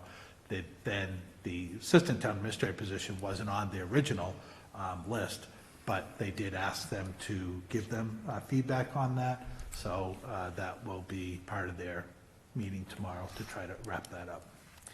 Okay. Can Because I- it's been, yeah, sorry. Sorry, you go, Julie. Yeah, the salary discussion I've noticed has been on their last 4 agendas, so I don't know, are we expecting them to wrap it up in the next meeting? I believe in talking with the chair, I think that was their intent, was to have it done tomorrow. Okay. and they're waiting for a study. It's not like they're not voting on it. Is that- Right, they were okay. waiting for information from the consultant to give them some direction, Okay. instead of they just Yeah. themselves going out and trying to pick a salary or a range. Yeah, I'm just They were basing it waiting on for the, what I see on the agenda, but Yeah, it's just been what the time frame is for this, again, we're not sure.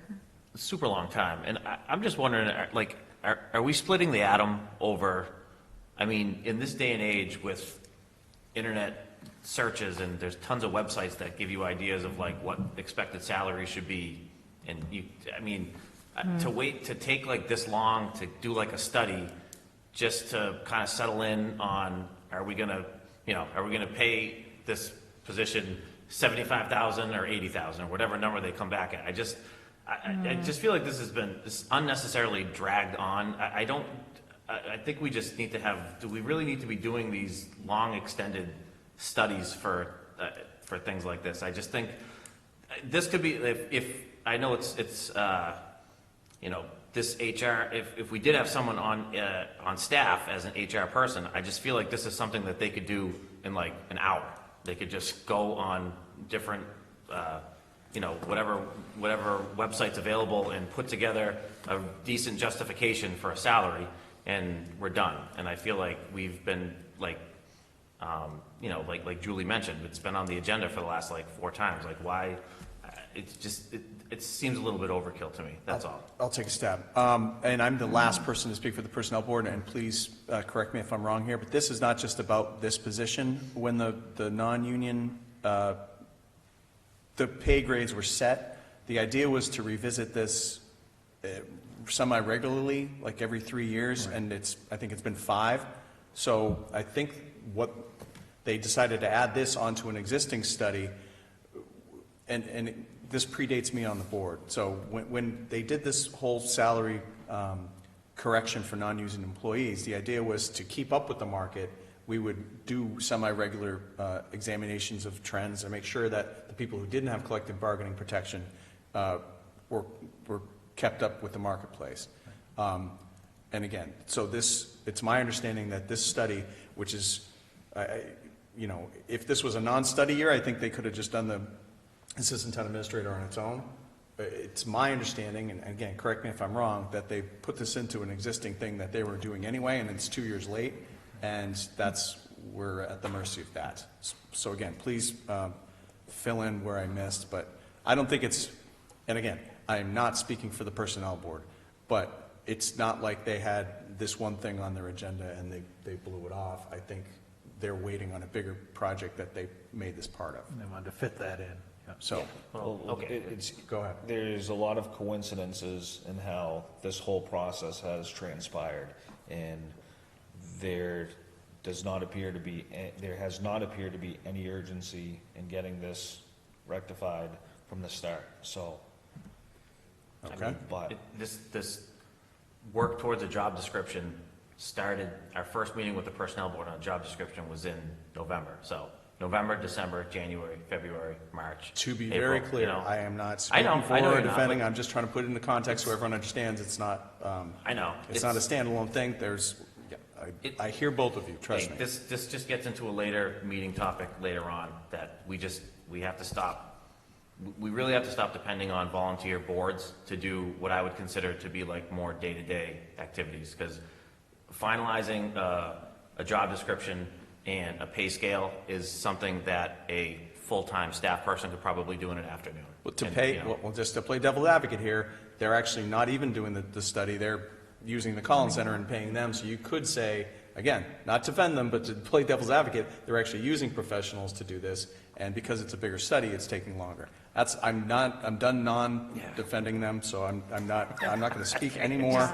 Let's be confused. I would just love to know, like, is there a time frame of which we anticipate this might get wrapped up? No. It just What's feels my very understanding, open-ended. They think they're going to vote on it tomorrow. Okay. We'll see. going back to last September. Okay. For everyone watching at home, I'm not speaking for the Personnel Board. But I'm trying to put it into context so everyone understands what we're up against. And frankly, I do appreciate that we are looking out for our non-union employees and that we're trying to get back to this. It should be every 3 years and not every 5 years, because you know, if we're negotiating contracts with our union people for every 3 years, I think we at least owe the non-union people the same courtesy of looking at the marketplace and making sure that they're being fairly compensated. Any other, on that one, before I speak for the personnel board on this one? Well, so who's selecting the consultant? Well, what do you guys want to do? I mean, we don't have to select anything. It's obviously, yeah, I'm not going to suggest anything. Would you like help with this, or to go through? I mean, I presented what I thought was my idea, and it seemed roundly defeated last time. So I will defer to the board on how. I wasn't against your idea. I was against totally handing the keys Yeah, over to that was my idea. I'm fine with a consultant being a part of the search, and Okay. maybe they could make it go faster, because maybe we wouldn't need such a big search committee if we have a consultant doing it. That's fine. Mm-hmm. I just don't want to totally remove ourselves from the process. It's a big decision, you know. Mm-hmm. It's a big call. I have a question. Do we often have a search committee for every position that we hire for? I mean, These are- I'm looking at like human resources, I'm Those are looking at for assistant, for like, is this department common? head-ish level. Those, I mean, and we had one for the first human resource director just because it was a new position. It's a new position. So, I can and again, understand that. the hire goes to the town administrator and the superintendent. Yeah. If they want to put a search committee together to help them, that's their call. We don't make that call because it's their appointment. I would assume the same thing goes for the assistant town administrator, but I know that some people have some strong opinions about it, so I just wanted to give that option out there. If, I suppose it's Michael's call, so he could, you know, say he wants this, but I think he likes to defer to us in these matters too. So if we would like help, I don't know if everyone had a chance to review the Collins Center thing, I will leave it up to you guys. Michael, what are your thoughts on the consultant? I think it could help, certainly, because I think as Mr. DeVault said, I think they could, you know, help move the project along. That they would put together a position description, they would advertise it as needed, they would recruit and kind of cast the net, and then they would collect the resumes. And they said more often than not, they don't weed out resumes, and some towns ask them to do it, but most don't. So they said their role is, I think, as you, Ms. Koba, said at the last meeting, is that they would bring you all the information, don't take out any candidate, and then they would bring them to the committee and say, here's what we received, here's what we did, here's kind of our thoughts on what this position does, what you should be looking for, as you indicated they did with the superintendent search. So I think it could certainly help, because it is a new position and how it fits into the organization. And I think if a consultant group has been doing this for years in many different positions, I think they can certainly advise the search committee as to what we're looking for. So I think it's a good thing. Would you have any preference on one consultant versus the other of these two? No, I haven't. The first community paradigm, I know there are some former town managers that run that, and I know those people that run it, but I've never had experience with their firm. I know the Collins Center is doing the current personnel study right now, so we do have some experience with them. So I really don't have a preference one or the other. You know, I haven't talked to any other communities that have used them, again, because, we just got the information in, so I haven't reached out to other communities for recommendations or what they thought of them. Some of the neighboring communities have used Community Paradigm recently, but then Collins Center put their list of references in there as well too. So I think they both do a good job, and they both are well experienced and versed in this field. So. My only preference is I'd be fine with using the consultant, but I would like to just start moving forward just the way that we normally do things. And then if the consultant's timeline and bandwidth matches with our search, I have no problem with having them be a part of it. What I don't want to do is reach out to a consultant and have them say, we won't have someone available until, June, and we delay the search because a consultant's not available. So I know ultimately this is Michael's search and Michael's call, but just my personal preference is that I have no problem utilizing this resource. I just don't want it to delay the search a day, that's all.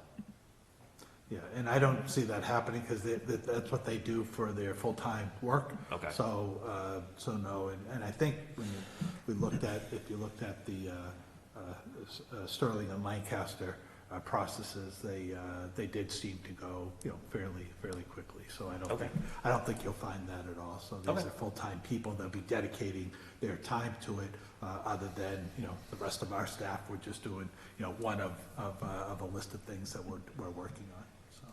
Yeah, I think if under those conditions, I think it's a good idea. I think it'll just help us. Next steps?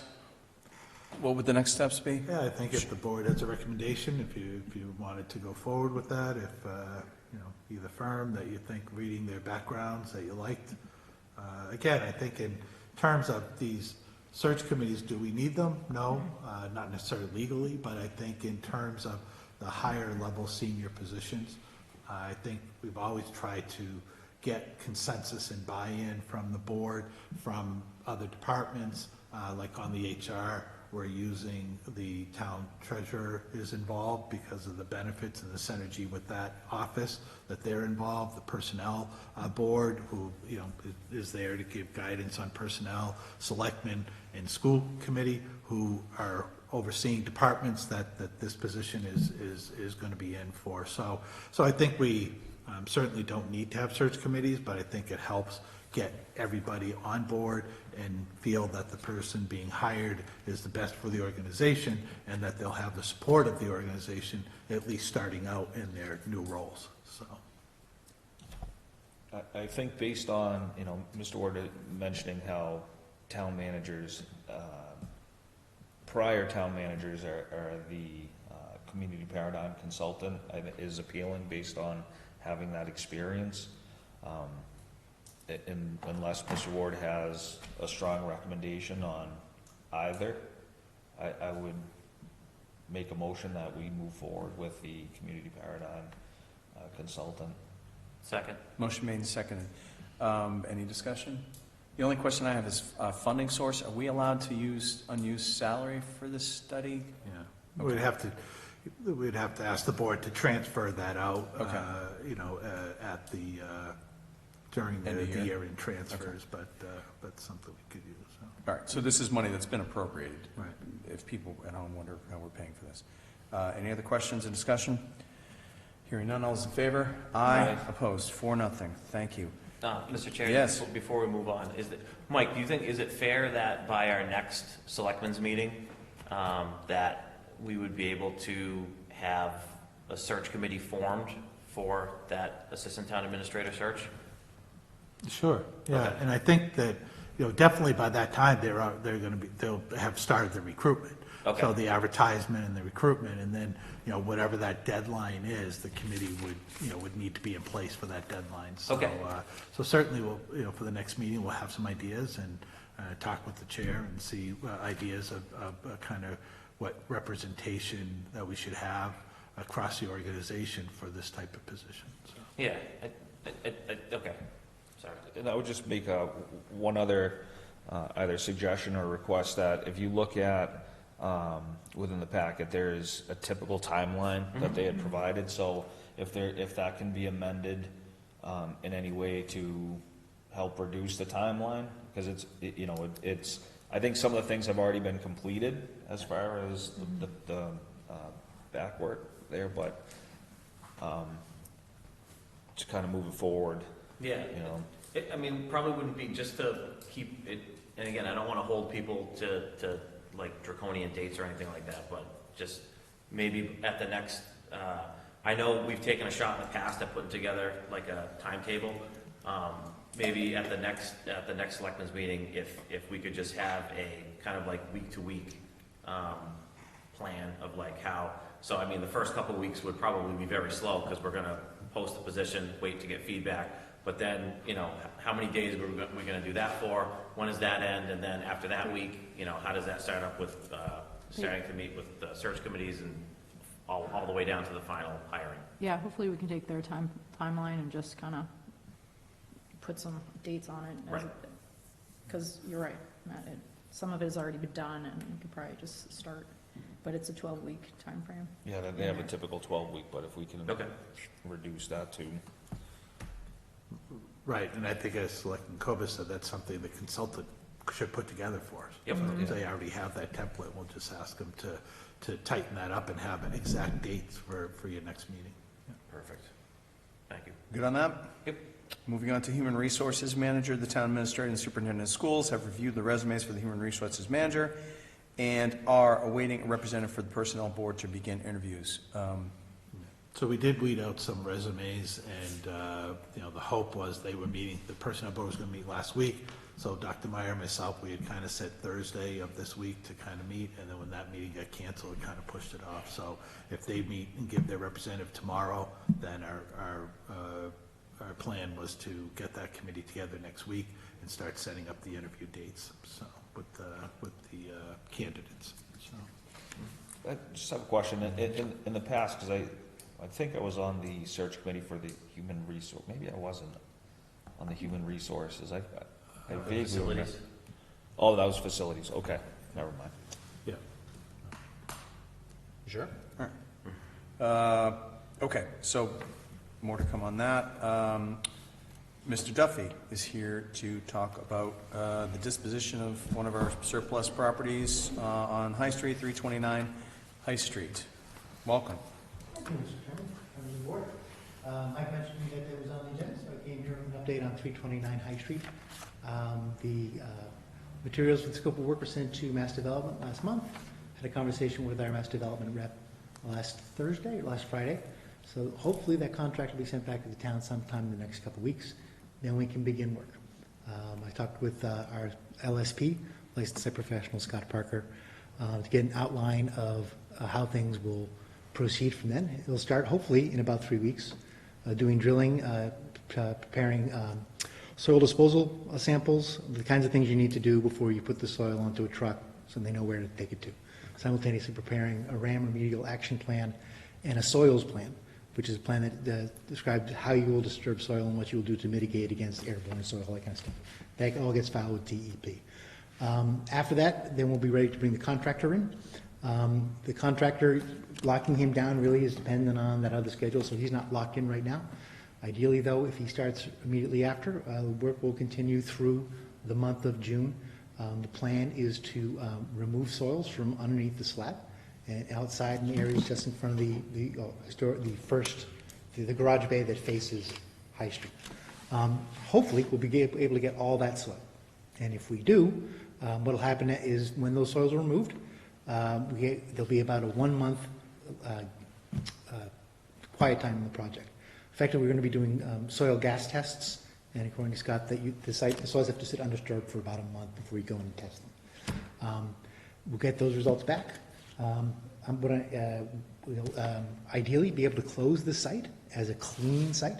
We'll be able to get everything, but there's a possibility that we won't be able to get everything, either because of the depth of the contaminated soils, or because we discover something we don't know. As I'm describing this best case timeline, one critical thing to appreciate is that we're going underground, and there's the chance we may find something that we don't know that has potential to affect the timeline.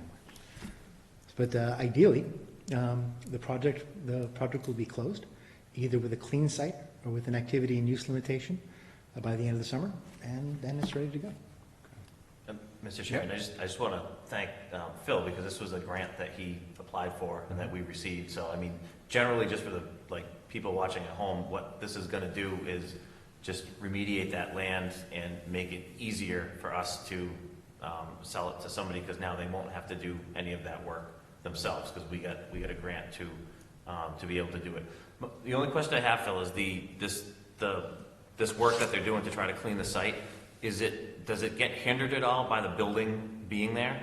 Like, if the building wasn't there, would they be able to, for lack of a better term, clean up the site better? It's like the building being there, they have to work around it, and it kind of complicates it.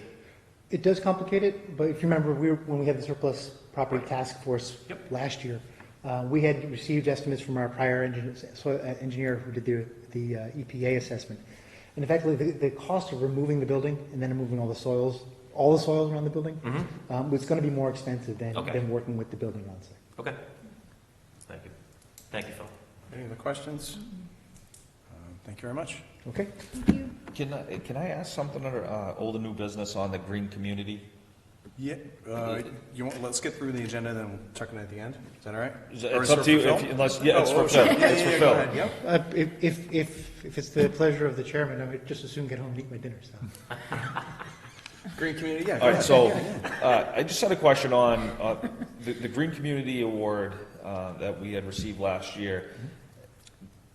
If we were to do a project that involved improving energy efficiency with the lighting, is that something that would be submitted to that board in order to gain any potential credits? I'm gonna walk through this process, and really, since we got that process started, I've kind of stepped aside. I understand Brian will probably working with the funding. My understanding of the program is that once you're designated a green community, you get a kind of award for having been designated as a green community. In subsequent years, you have to compete for grants. So yes, you'd have to have a plan, it'd have to be attractive. It would presumably you'd have to be able to refer back to the plan you submitted during the designation process to show how this is a project that you've prioritized previously through planning. But yeah, my understanding is But that we are required to have credits of energy savings. In order to maintain that. Maintain, okay. So that's a yes? So kind of yes in both ways. We'll get the credits, but to get grant money, we have to compete for it. We're eligible for grants we weren't before.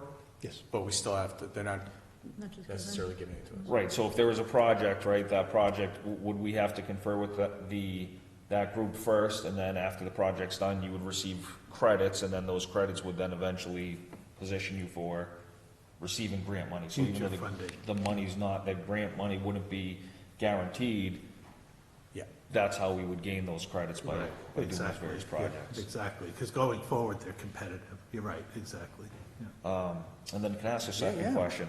How about Ash Street? There was, you had mentioned that you were gonna submit a project on Ash Street for the drainage, the paving, and I didn't know if there was any update on that. Oh, we got that one. Yeah, we got that grant. I think it was announced, I think it was in your packet probably about a month ago. So, yeah, so. I may not have been here. No, I might not have been here. Off the top, I think it's. But I think that was just the announcement of the grant award, but it didn't go into depth about what work was approved, so. Okay, sure. What was actually going to be done. We applied for funding to basically do a full depth reconstruction of Ash Street. You all know Ash Street. It's Yes. it's a street that had substantial flooding. The work is to address the conditions that may be contributing to those flooding that are surface and subsurface. So the street it's been saturated and inundated so many times. We're going to dig down the soils, rebuild it from the subbase. Where there's currently 1.5 drainage structures now, there'll now be 4 separate storm drain basins. Where there's now an 8-inch pipe that connects one of the sumps to the culvert, then there'll be a 12-inch pipe that connects. And where there's now runoff from the street that enters into 2 basements, the one next to the parking lot behind the old adopted video, and another one down across the street from Joe Wheeler's house. There'll be granite curbing installed to keep that water on the roadway and directing it towards the new catch basins. Additionally, the curbing we brought around to the back of the school property, we're talking about replacing the fence behind, between Ash Street and the playground, and other small ancillary things. We'll have to replace some private fences, but we had meetings with the residents on the street before submitting the application, and everyone knows that, and the cost of doing that is in the grant. Is there an ETA on when this project would begin? Chris McGowan and I met with the engineer last week. Ideally, this is the tricky thing about this. We have to go through the whole grant opening process. There's a number of steps, administrative steps, we have to take and demonstrate to DHCD that we've taken them and had them certify that, yep, you're okay, now we release the funds. So that's in the process now. This is a project where, ideally, this project would start the day after the last day of elementary school and finish just before Labor Day. But there's a lot of balls in the air that have to see if we can make that happen. So that's when we'd like to do it.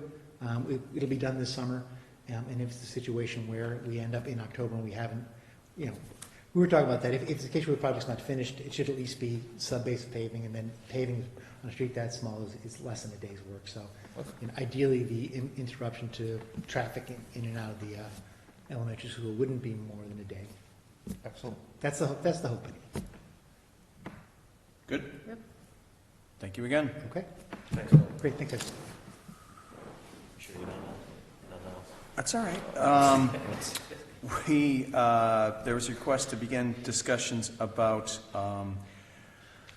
the American Rescue Act funds. We've been awarded funding under the American Rescue Act for use in the community according to criteria established by the federal legislation.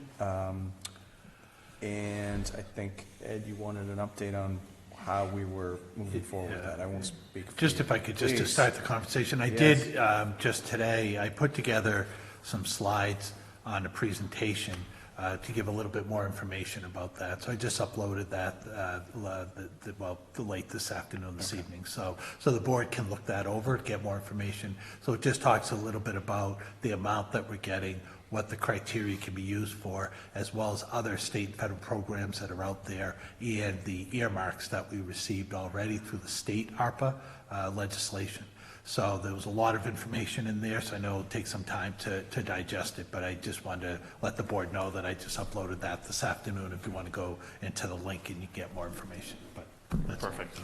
No, that's great. Yeah, I wanted to just start the discussion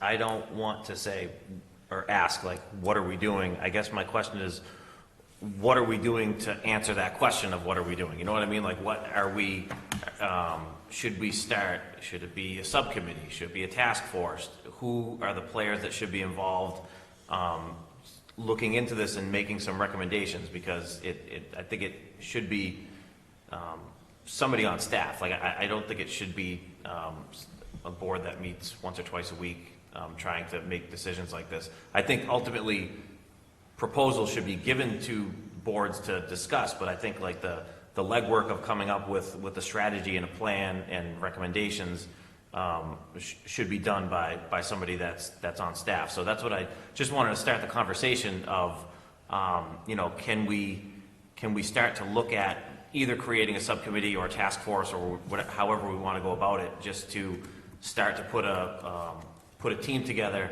and then maybe put in some tentative dates, weeks or months in, as to when we think we might be able to have some sort of like guidance on how we think those funds might be best distributed to benefit the community. Mr. Chair. Why don't you go Well, first? what I would like to do is maybe certainly I think that's certainly a good idea, and I think as staff, we've already been talking about it internally with just a couple of key staff that I've been talking with. But I didn't want to roll out to all departments until we get some feedback from the board as to the areas that you would like to see these funds go.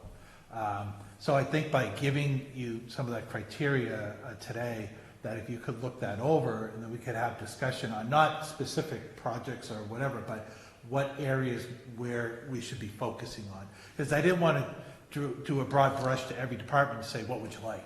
Because it's only going to go so far. And you could do a huge project, because you can now do infrastructure with it. So you could do a big project, or we could do smaller projects in order to have a more of an impact.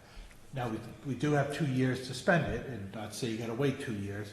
If there are needs now, then we can get out there and start spending it. And I know Mr. Duffy, has a lot of economic development ideas that he has. So I think by having the board not specifically, like you say, kind of plan every aspect, certainly staff can bring recommendations, but we'd like to kind of have an area of concern or area of importance that you think we should start looking at how to use these monies. Right. I mean, 4 million. Multiple? Sorry? Sorry, can we have multiple Yes. areas of concern? Yeah. Yeah. I mean, and there's the criteria is in there. Right. When I heard 4 million, I was like, oh gosh, that's a lot, but we could do the 4 million on water and sewer, easy. Yeah. Like we could just, so I think, as a board, and I've been hesitant to break the seal on this too, because, you know, it could go quickly. But so that's why I think it's on us to think about how we balance, you know, some needed things that maybe this could pay for that we otherwise wouldn't, with some sexier things, you know, you know, we have a downtown that we've been trying to open for 2 years. And, Right. Could this help with that? So I think, yeah, I appreciate the nudge. I think it's time to start thinking about it, and I appreciate that key department heads are looking at it. So if maybe we take a look at the slides that are in there, and Absolutely. this is an ongoing discussion for sure. But Yeah. yeah, I mean, I'd love to buy ponies for everybody, but like, do we, you know? Yeah. Well, and just to be clear, like my concern or my request isn't because I want to spend the money immediately. It's No. I just want to, when we do spend the money, I want to know that we took some time to think Right. about how we were going to spend it first. That's all. And I think if we have, what's the deadline? The 2024? Yeah, 2026, we have to 2026. close out the Okay. program by 26. I think you can spend it up until 24, 25, and then file the reports by 26. You know, Yeah. I mean, it's, in this world, I mean, years go by like Yeah. weeks. Yeah. So I would, it's like- I took it as like you're interested in like having a strategy, like a plan, Yeah, not just kind of, Right. well, this needs it, let's give it like, let's have a broader approach to it. That's how I took your And request. I have no problem with looking over the criteria and us coming up with some ideas that we think, but just with the caveat that like none of us are experts in that field, so like I don't want like the advice of 5 people that aren't really in that world to like drive this whole project. I'd like you guys to consider our feedback, but then obviously want to have somebody that's like more qualified in how these things would Yeah. be properly administered to kind of take our feedback and then kind of talk with us, and maybe we develop it that way. Yeah, no, absolutely, Yeah. but I think you can give some good insight Sure. as to broader areas that you think would help the community. Yep. And it's been a ton of information, and we've been going through the education, the webinars to kind of just learn about what's out there, how it can be used. There's broad discretion, but it still has to be either in response to COVID or how to better prepare for COVID. And they, you know, did give a lot of open categories, and the federal government is going to be generous with that. But at the end of the day, you still have to be accountable for what you spent it on. So Sure. we want to make sure we do it right. The initial rule to explain how the legislation of how it could be used was 457 pages long. So, you know, they narrowed it down to a summary, which was, what, I mean, even the summary was 40, yeah, you know, 40 pages or so. So there's a lot out there, and we've been going through it and getting familiar with it and getting comfortable. So I think it is a good time to start thinking about uses and what's the best impact on the town that we can have, hopefully, kind of a generational impact on how we use this money. Thank you. One question. Yes. What's the difference between this and the local rapid recovery plan or program? Didn't we have discussions about Local that? rapid recovery response that you. Is that like a different You can thing? think there's one being the plan, the other being the MULA. Okay. The local rapid recovery was specifically targeted towards economic recovery in the With- downtown. And some of the using- funds could potentially be used to implement some of those recommendations. But this is a much larger pool of money that's intended to benefit the entire community to address the community's response to COVID and public health and things like that. So it's the LRRP was a plan, so it really didn't have Okay. any money, but it made recommendations that we may choose to implement using these funds. Okay. And again, I think the town has been very responsive during COVID to help in the economic development and businesses. Mr. Duffy is now having inquiries from other communities about the guidelines of the business support assistance support plan that the board endorsed and that Phil did during COVID. And now they're looking to maybe use some of these funds to help their businesses kind of recover. And they're looking at Phil's model to kind of give them some input. So, so I'm proud of what the town has been able to do during COVID, but now we're going into another phase, and hopefully we can even improve upon that and do it even better. Terrific. To be continued. The next two items we can probably put together. Ed had asked about budgeting for professional development, including customer service, and we could have maybe squished these together. Do you want to talk about the professional development part, or do you want me to talk about? We have one of the job responsibilities we put for the new assistant town administrator was to help with professional development. So I wanted to make sure that we have something in the budget to that end. I did reach out to Dr. Meyer because the schools do a lot of professional development just to get an idea of what's an appropriate ask for financial ask for some of the professional development. So the numbers that he boiled down to me is it ended up boiling down to between like $200 and $250 per person. So because the schools obviously have, I don't know what the exact breakdown is for teachers versus town employees. I'm assuming that the schools have a lot more. But he said if you break down the amount of money that they spend, it works out to somewhere between $200 and $250 per person for professional development. So if we were going to try to create a budget, we would just want to look at who in the town do we want to include in this professional development initiative, and then just use that multiplier to try to get an idea of what we should ask for in the budget. Do we have money in the human resources budget for training? Right, exactly. And there was money.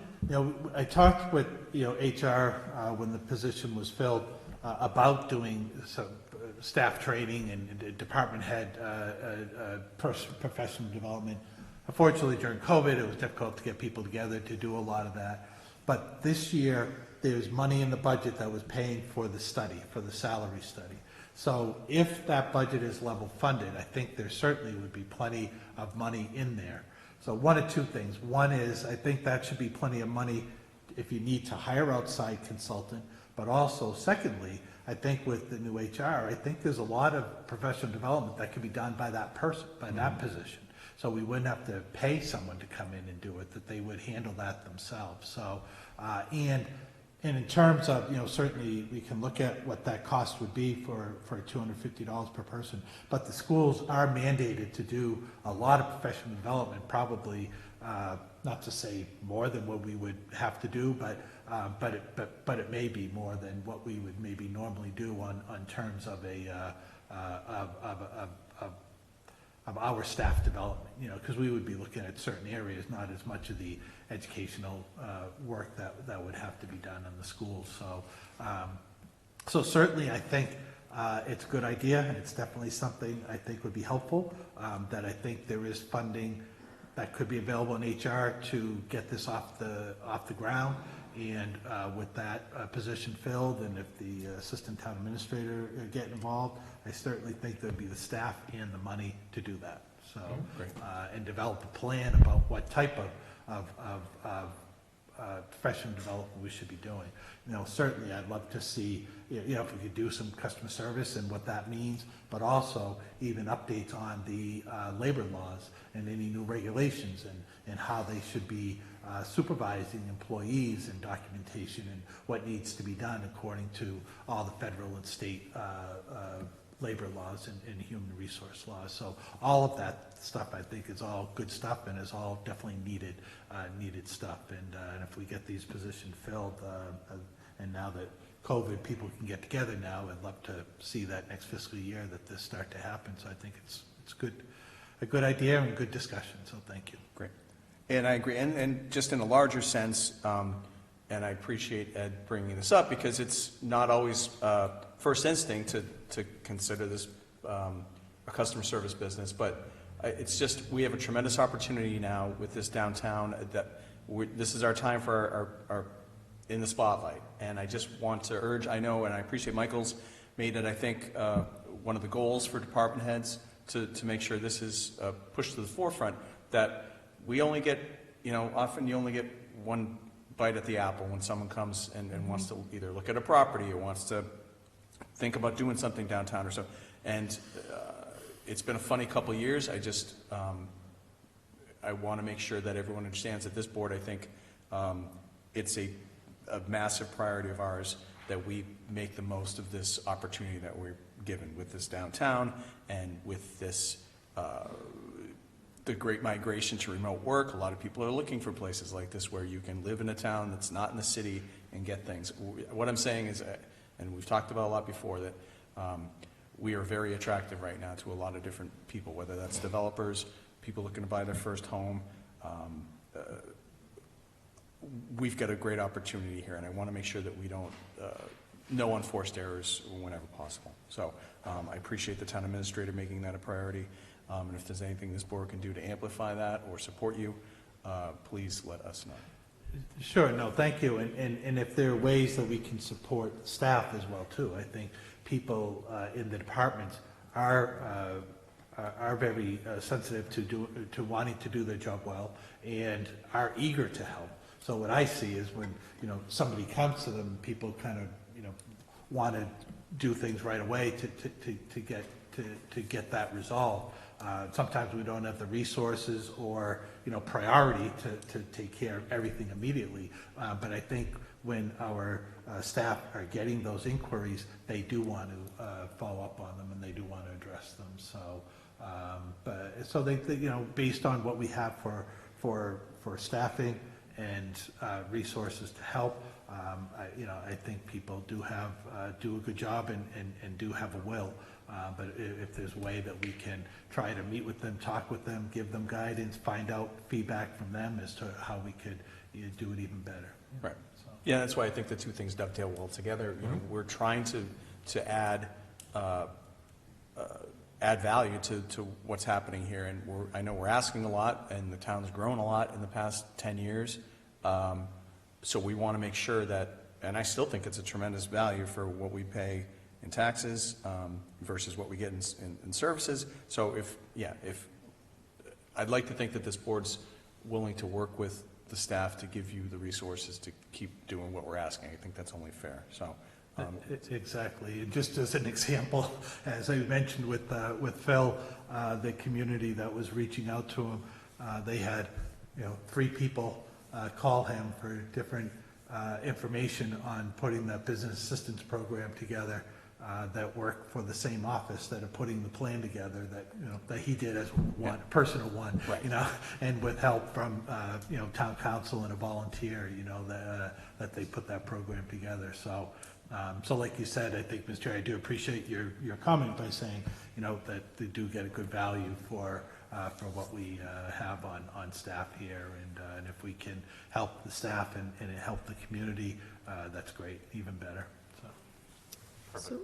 So when we talk about customer service, are we talking about like timeliness of response back to citizens or working with I was casting a pretty wide net there, knowing that Michael's responsible for working with the department heads. It was more of a tone, but if there's specific things we want to deal with, I would much rather set expectations and make them clear than chase. And I think there's something that was late for this agenda that I might be talking about in a future meeting.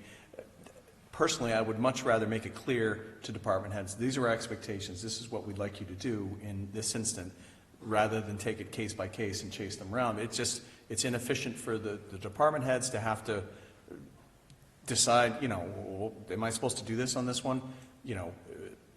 I would rather, and I think we're going to talk about it at a future meeting, I'd rather come up with, that's what we're supposed to do. We're a policy board. So I'd rather come up with a policy for them to enact, and then we evaluate them on that, as you guys were helping us with, than for us, and I know we all get a lot of phone calls, we all get a lot of emails like, hey, how come this, how come that? So if we're getting enough of those, and it's important enough for us to deal with it when we're away from this board, then I think it's important for us to maybe take a look at it and come up with a policy that, hey, when XYZ happens, we expect this level of service or attention from this department head. Instead of making you guys guess what we're going to be, because we got more phone calls on this one than this one, how come we're doing this and this one didn't get anything? So that's what I would encourage. I know there's a lot going on, and again, it's a great time because a lot of people are looking to do things here. But I think that puts more of the responsibility on us to take a step back and say, well, if this is going to be the trend, then we owe it to our professional staff to let them do their job the way we want them to. Let's just codify it and say, you know, when this sort of thing happens, this is what we'd like you to do.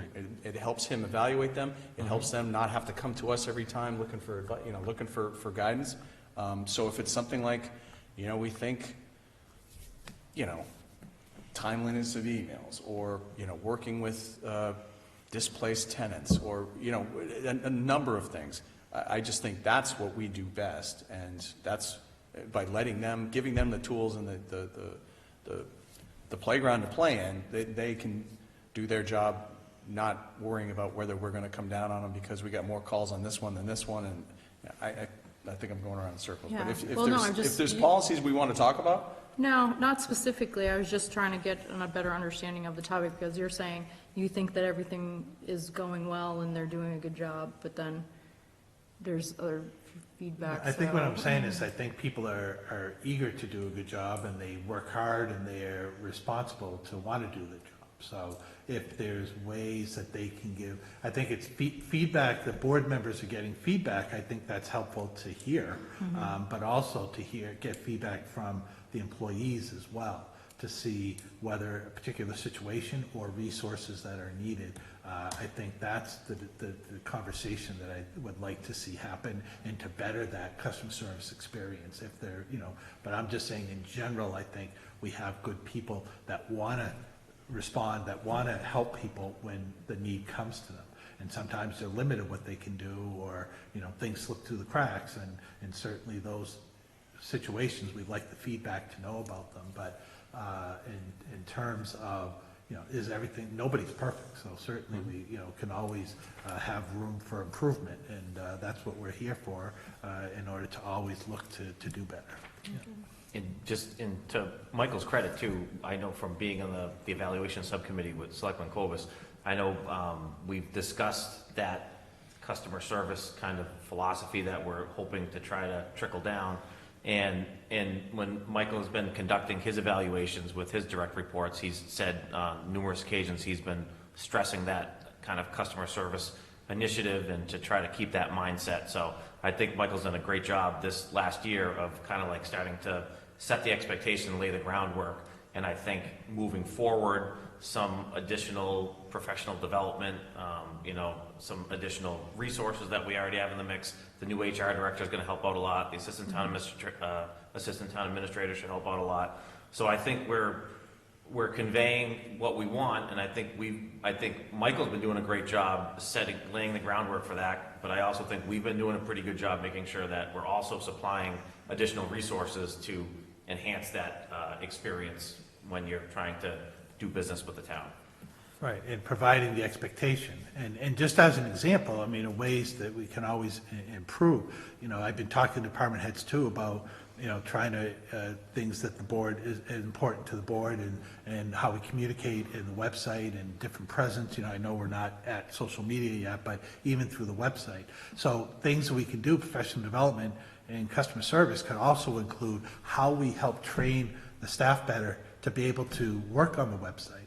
Because when we only had one initial training when the website was initially done, and then new employees have come in, and they don't always kind of know the nuances of how to do everything on the website.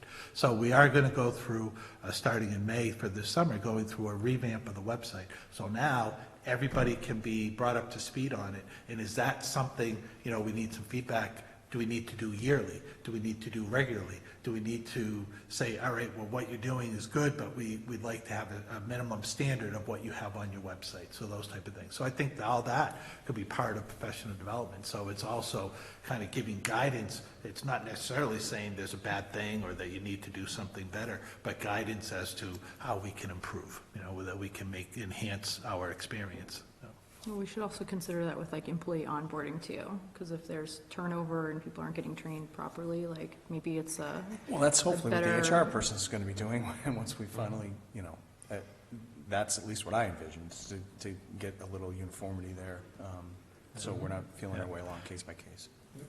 Yeah, and we generally don't, and I think, we generally don't see a lot of turnover in the organization. I mean, certainly, some of our field positions, we do maybe have in, some of our field staff, but in terms of our administrative staff, we don't see a lot of changes, so. Anything else on this one? Nope. Ed, this one's yours. A discussion, or beginning of a discussion on part-time resources for our planning and permitting.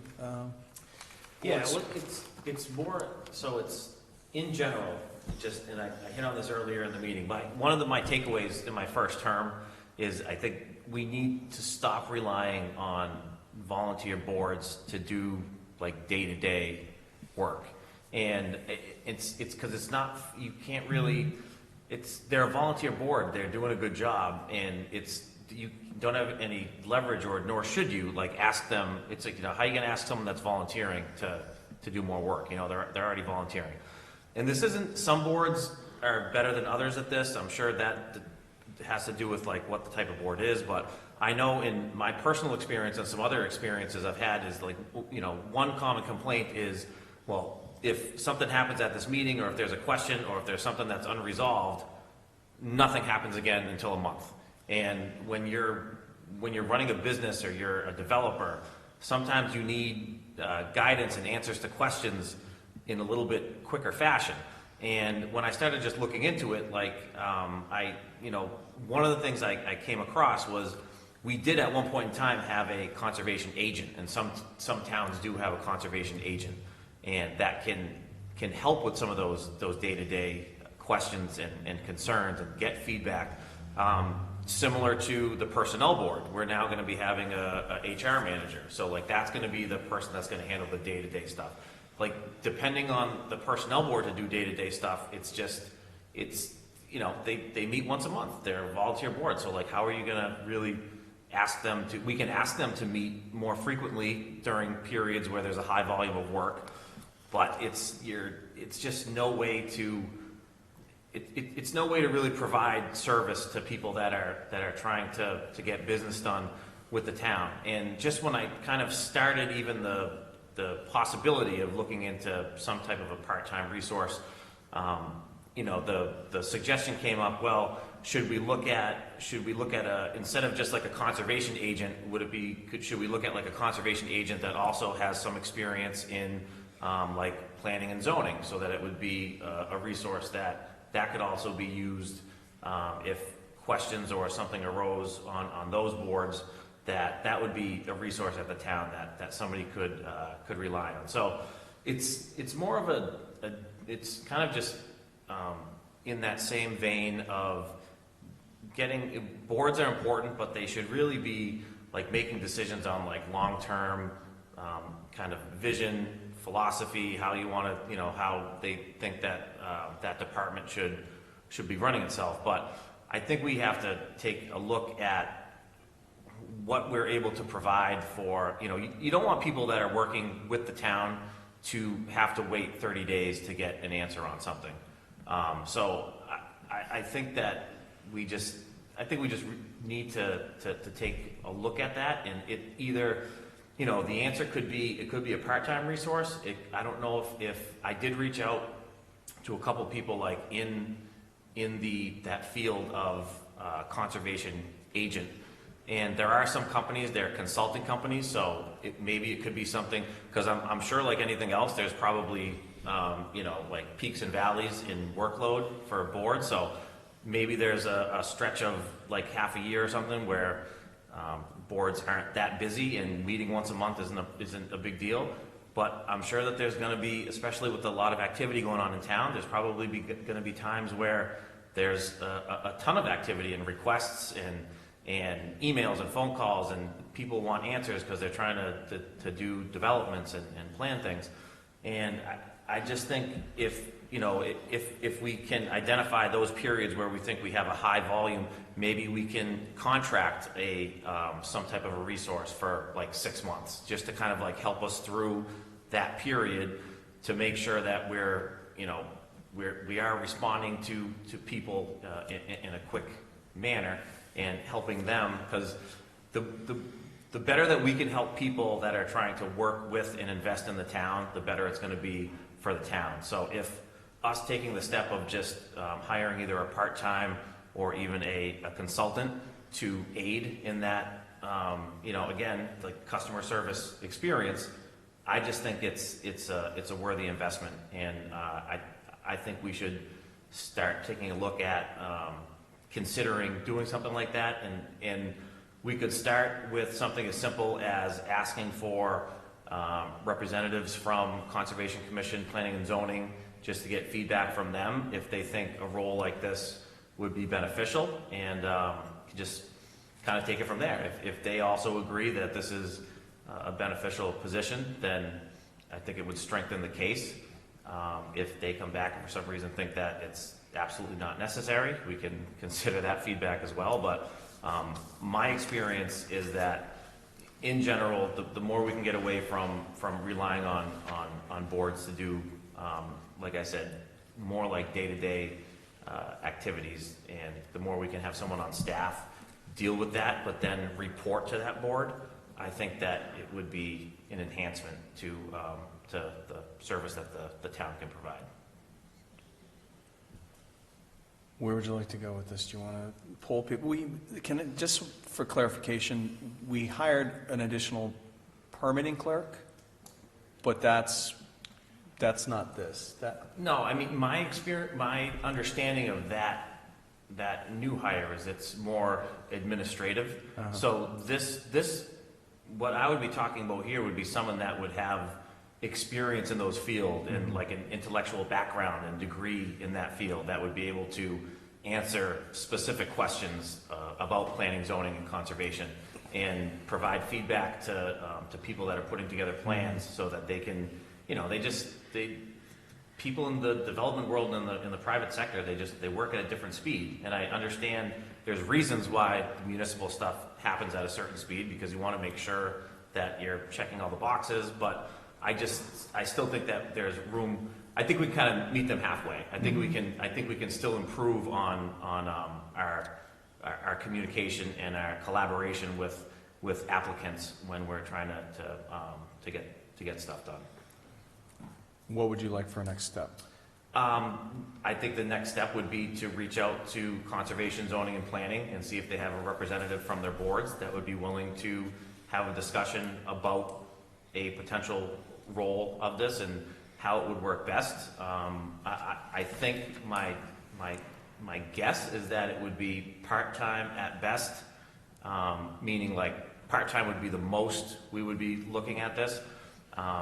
And we could look at some other companies to see if we do have the ability to, instead of hiring a part-time employee full-time, that was confusing, hiring a part-time employee that would be on staff, we would instead just engage in a consulting firm that could, we could do them for like a 6-month contract or something like that. And then at the end of that 6 months, take a look at the landscape, and if it's it looks like it's going to be a little bit more calm and we don't think that we'll need that resource, we can disengage and then kind of rehire at a different time down the road if our workload increases again. Okay. All right, I'll talk to you about reaching out and see if they want to come to a meeting or if we just want to poll them individually. No, whether we want to, I think it's worth exploring, so whether you want to have them come to your board, or do we just get input from them in writing to bring to the selectmen? We can talk about how you want to handle that. Okay. That is all for old and new business. Committee reports. The cable committees. Go ahead. Oh, Yes. You have one more? Old and new? Committee report. Okay. Oh, Go ahead. sorry. My bad. Cable's going to be tomorrow, 7 o'clock on Zoom. So the evaluation committee had met about 2 weeks ago, and we had worked with Mr. Ward about coming up with a timeline on evaluations, and we had talked about the town administrator's evaluation, I think, was it roughly by May 15th, and then from there setting goals August 15th? 15th, right. And then department head evaluation, September 15th, and then employees, October 15th, which would stay in line with the current bylaw. And that would ensure, basically, it's rinse and repeat. Great. Yeah, we get us on, like, the first year we did it, we just started out of nowhere, so we weren't really on any kind of a cycle. And this, hopefully, will get us on something that will be repeatable year after year. Terrific. Thank you. Any other committee reports? I have one public service announcement I learned today. The Rotary Club is going to be sponsoring a cleanup day on May 21st from 9 to 12. They're happy to, and there'll be more, I'll publicize this more when I get more information. It's my understanding they're going to focus on downtown and the parade route specifically, but they're always looking for more volunteers. So I'll connect with Terry on that and get some more information, but I just wanted to get it out early. We still have some time. I have to go collect, I know I've talked to the DPW, but I loaned out all the pickers and bags that I had a couple of years ago to a student group last year who's not doing it, so I'll collect that stuff back and make sure they're all coordinated. But I appreciate the Rotary Club for stepping up on that. Again, another great example of volunteers making the community better. Is there any other business before the board? We have to talk about our next meeting. The 20th is a conflict for 2 members. So do we want to double up next week or go the 27th? I don't think we should go 3 weeks between meetings at this time of year. I'm okay with meeting next week if that. Do you think we have the, we have enough to go next week, or what would you advise? We're gonna, so that would be 2 weeks, the 20th and the 27th. Do we have anything coming down the road that we would need to do before May? Yeah, there are some license things, but they need advertising dates, so we wouldn't have them for next week. So, and I'm doing some training this week for the MSBA project, so I'll be in training all day tomorrow. And just be kind of catching up and picking up the pieces on Friday, so when we'd be setting the agenda. So so certainly I'm available to meet either week, whatever works, but I don't see anything immediate for next week, but there are things coming, licensing and advertising things. Yeah, if you want to wait, I can do that too. Yeah, and let's do that because, we'd be getting right back on the agenda tomorrow. For next week. Friday would have to set an agenda for Friday for a post on Monday. So. All right, so if it's okay with everyone, the 27th, and then we'll go back to back with the 4th if, I mean, just to get back on schedule. Sure. Okay, so our next meeting will be April 27th at 7 p.m. And I'll talk to you about a budget thing when we hear more from them.